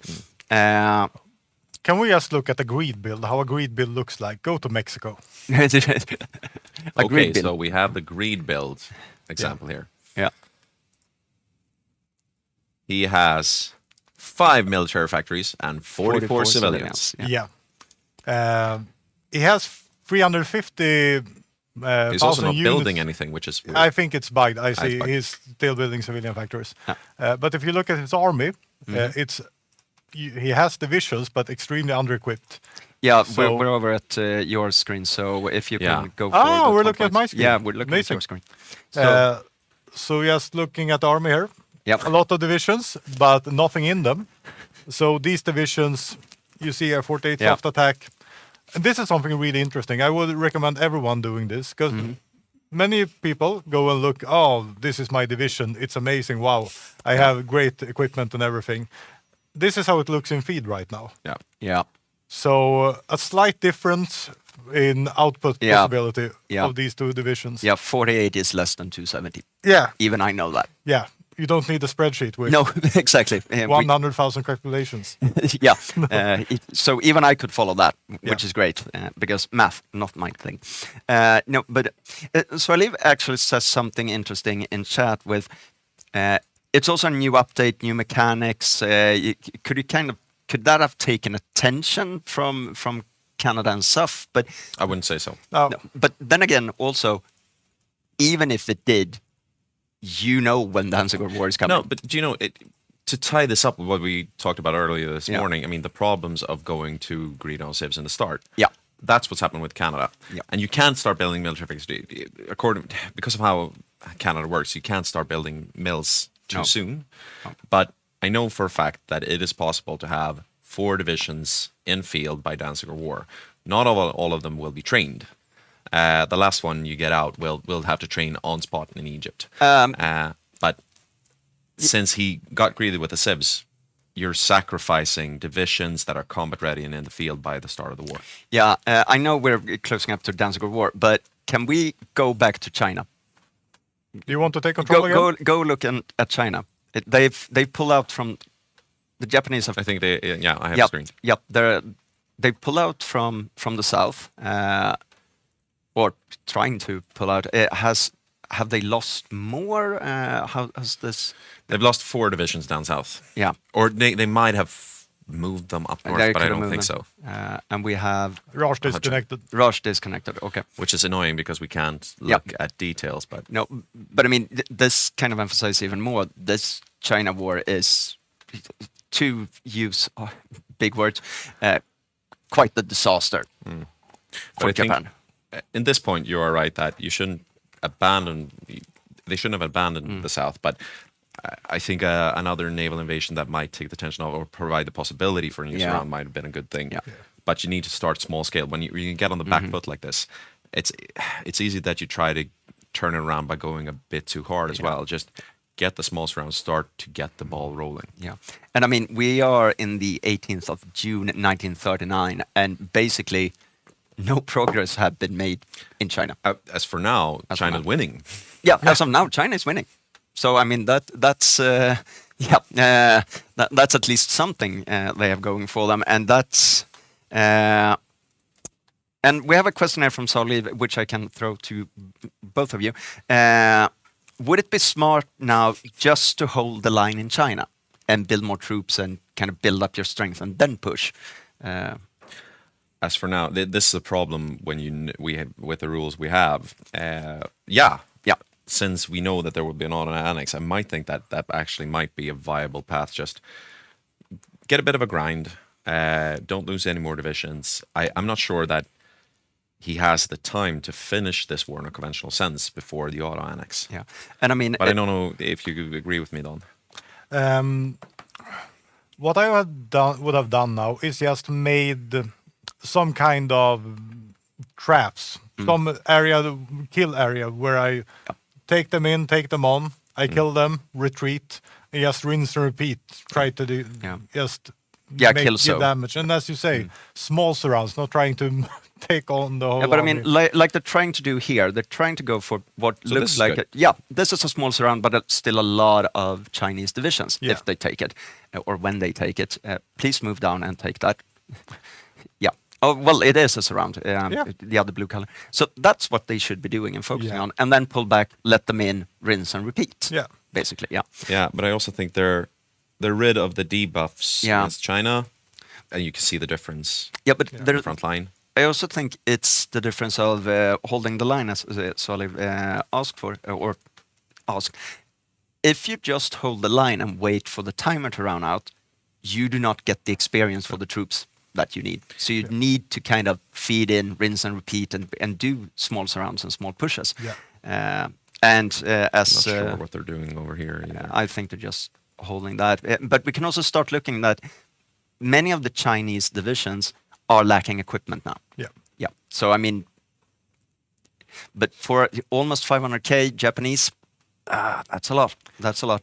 But this is a good thing for Japan. They have gotten so many collabs. They will get 100% compliance. So when they get China, that's a huge boon. Yeah, and they will get some equipment back. But the problem is they can't replace those experienced divisions. No. And that's always. But I do think. I mean, not to be China overly optimistic about the HX chances, but I don't think that the Allies can afford to just write them off. No. They still have a dangerous navy. They still have dangerous players. They can do things. I don't think they can pull off an island hopping campaign and capping the Raj at the same time. No, they have to decide, I think. Yeah. Manche is now up to 43 dockyards. Oh, yeah. And there comes the Franco-British alliance. But I have a question here. Island hopping or focus on Raj? What would you do in that situation? It's a hard one. Yeah, it's a hard one. Island hopping is easier when you don't have much troops, because you don't need a giant army to do the island hopping. You need a navy, and the navy is not damaged at all. No. So probably island hopping if I didn't get the help that I would have wanted. And Poland has refused Germany's ultimatum. We are gearing up for war. Isn't this too early? I would. They can't take war. Position. Yeah. I'm not sure. They can't. He's probably going to hold it. But I mean, we are gearing up to that. And just for you viewers here, when war starts, that we've all been waited for, then it's time for a break. We'll be back after lunch. But we're not there just yet. Can we just look at Soviet Union for a second? The focus absolutely. they're doing. I just love this. Yep. No one does this. They're supporting AI China right now. Oh, I love that. Very late support as well. We also had a question in chat from Cure 1701. What is England doing? The UK. We looked at this just briefly. We can go back and check up on this. As I said, they're basically hunkering down here. Interesting to see. They have not put divisions in France. Yeah. They are allowed. They are the only ally nation that are allowed to do so, except for the French. Yeah. There was a discussion if they should do that. They haven't done that. Sticky has his air up over Belgium, the lowlands. Yeah. It's a lot of planes. He has. But I am quite... I want to see how many fighters we have. This is the... Yeah, but I think if you go up to the airplane to the right under the time stamp. There we go. One. Yeah. there you can see. Yeah, so 1264 fighters. That's a decent number, I think. Yep. Let's compare that to Germany. Yeah, because that's the that's to see what they have, because Germany is up at on par. On par. Yeah. Germany has a bit more, but Yeah. The Brits just get so much better planes. Yeah. They have better planes. They have better Yeah. air focuses. I think this is decent for Yeah, the UK. it's decent. It's decent. Navy-wise, where has he put his navies? Yes. So just- let's look at this. Yeah, He he has has one. placed it in. Yeah, he has one down there. Yeah. He's still refitting though. Yeah, he is. He is. But that's just two of the. This is a carrier, I should. Yeah, think. and home fleet. Yeah, it's the Royal Oak is there. So he's almost done refitting, but Yeah. not quite. Yep. This is basically for home defense and submarine defense. Yeah. Subs, anti-submarine warfare. Yep. But it's not a huge navy, It's not a huge navy. and he has a lot of older ships compared to the Italians. Yeah, I should because say. can we just take a quick look at the Italian fleet? Because I think those 70 docks they should have started to show now compared to the. And this is just refitting ships, so Yep, he's not that's building new refitting. heavy ships. Yep. So let's have a look at the Italians. Who just- Sorry for this. who just thing. now joined the Germans. Let's see. He has more. I mean, his 14 battle cruisers. These are older yeah, battleships. they're old Heavy cruisers, Cruisers. light cruisers. and 161 destroyers. Yeah. 51 subs. Where is he placed them? Does he have subs outside of Africa's Horn? Yeah, He does. yeah. He hasn't put them out. So he will be raiding no matter what happens, he will Yeah. still be raiding this. yeah. Also, the most important question has been asked by Soaliv. Is the Spanish carrier in the works? Where are we on the Spanish Thank carrier? you for reminding us. Yes, thank you, Soaliv. I had actually forgotten on that one. Thank you for being here. and reminding Yes, us. and we It can is. see It is. not just one. He Oh. actually has two. So you built one of them? No, I built two of them. So not And they one. will be finished before he joins the war. Yeah, Let's look at what he has. Oh, this is starting to get buggy now. Sorry. yeah. But here, war has come. Yeah. And with that, we are paused. We're paused. Yeah. We're paused for lunch. We're going to try to find out at what time we have to be back. I'll see in the We're chat. back there. But before we do that, should we just cap what's happened Yeah. over the course of this morning? Because A lot. I mean, a lot has happened. It kind of started out as we suspected, as Spanish Civil War. Nothing to write home about, unless you're Hemingway and wanted to do a really sad book. But that kind of went the standard way. Then we had war in China, which started out really good for the Japanese. it's just it started out decent, but it's one of the weirdest things I've seen in a long time. In a long time. I mean, now it looks better, but I am still quite baffled, and the casualty rates and equipment, and yeah, it's been hell for the Japanese, so to speak. And we have seen that kind of Civ greedy allied. We'll see how that pans out. Boppus has been into that to speak about it, but and the final thing we haven't really, and we have to take an eye and look at that, because I am really curious. Yes, the war is curious. The Italian plan, because now after lunch everything will happen at the same time. Yeah. War has started. The Italian plan. We then have the Finnish bum rush in the Winter War, which I want to see. We will take an in-depth, closer look at the Soviets and Commonwealth. Yeah. Yeah, there's a lot that's going to happen after lunch. But with that said, we are going to take a quick break and be back. Did we have any? 14:15. So 14:15. 2 Central European time. Yeah, so 45 minutes. Yeah, 45 minutes. We will see you in 45 minutes. We're gonna do a raffle. aren't we? Yeah, we're going to do a raffle after lunch. After lunch. Yeah, because we have Okay. to have names so we can actually do the raffle. Oh, I okay. haven't. I will fix it. So we're You looking will- you forward will to that. fix that, Thank okay. you for Yeah. staying with us over the course of this morning for Yes. one of the most eventful build-up Yeah. sessions we've Oh, had yeah. in Yeah, a yeah, long yeah. time. And we look forward to an afternoon where things will be even more eventful and more people than Japanese divisions in China will start fighting and Yeah, dying. and we will try to get some interviews with the Italian player, especially the Japanese player, the French players. So we will have a lot of things coming up in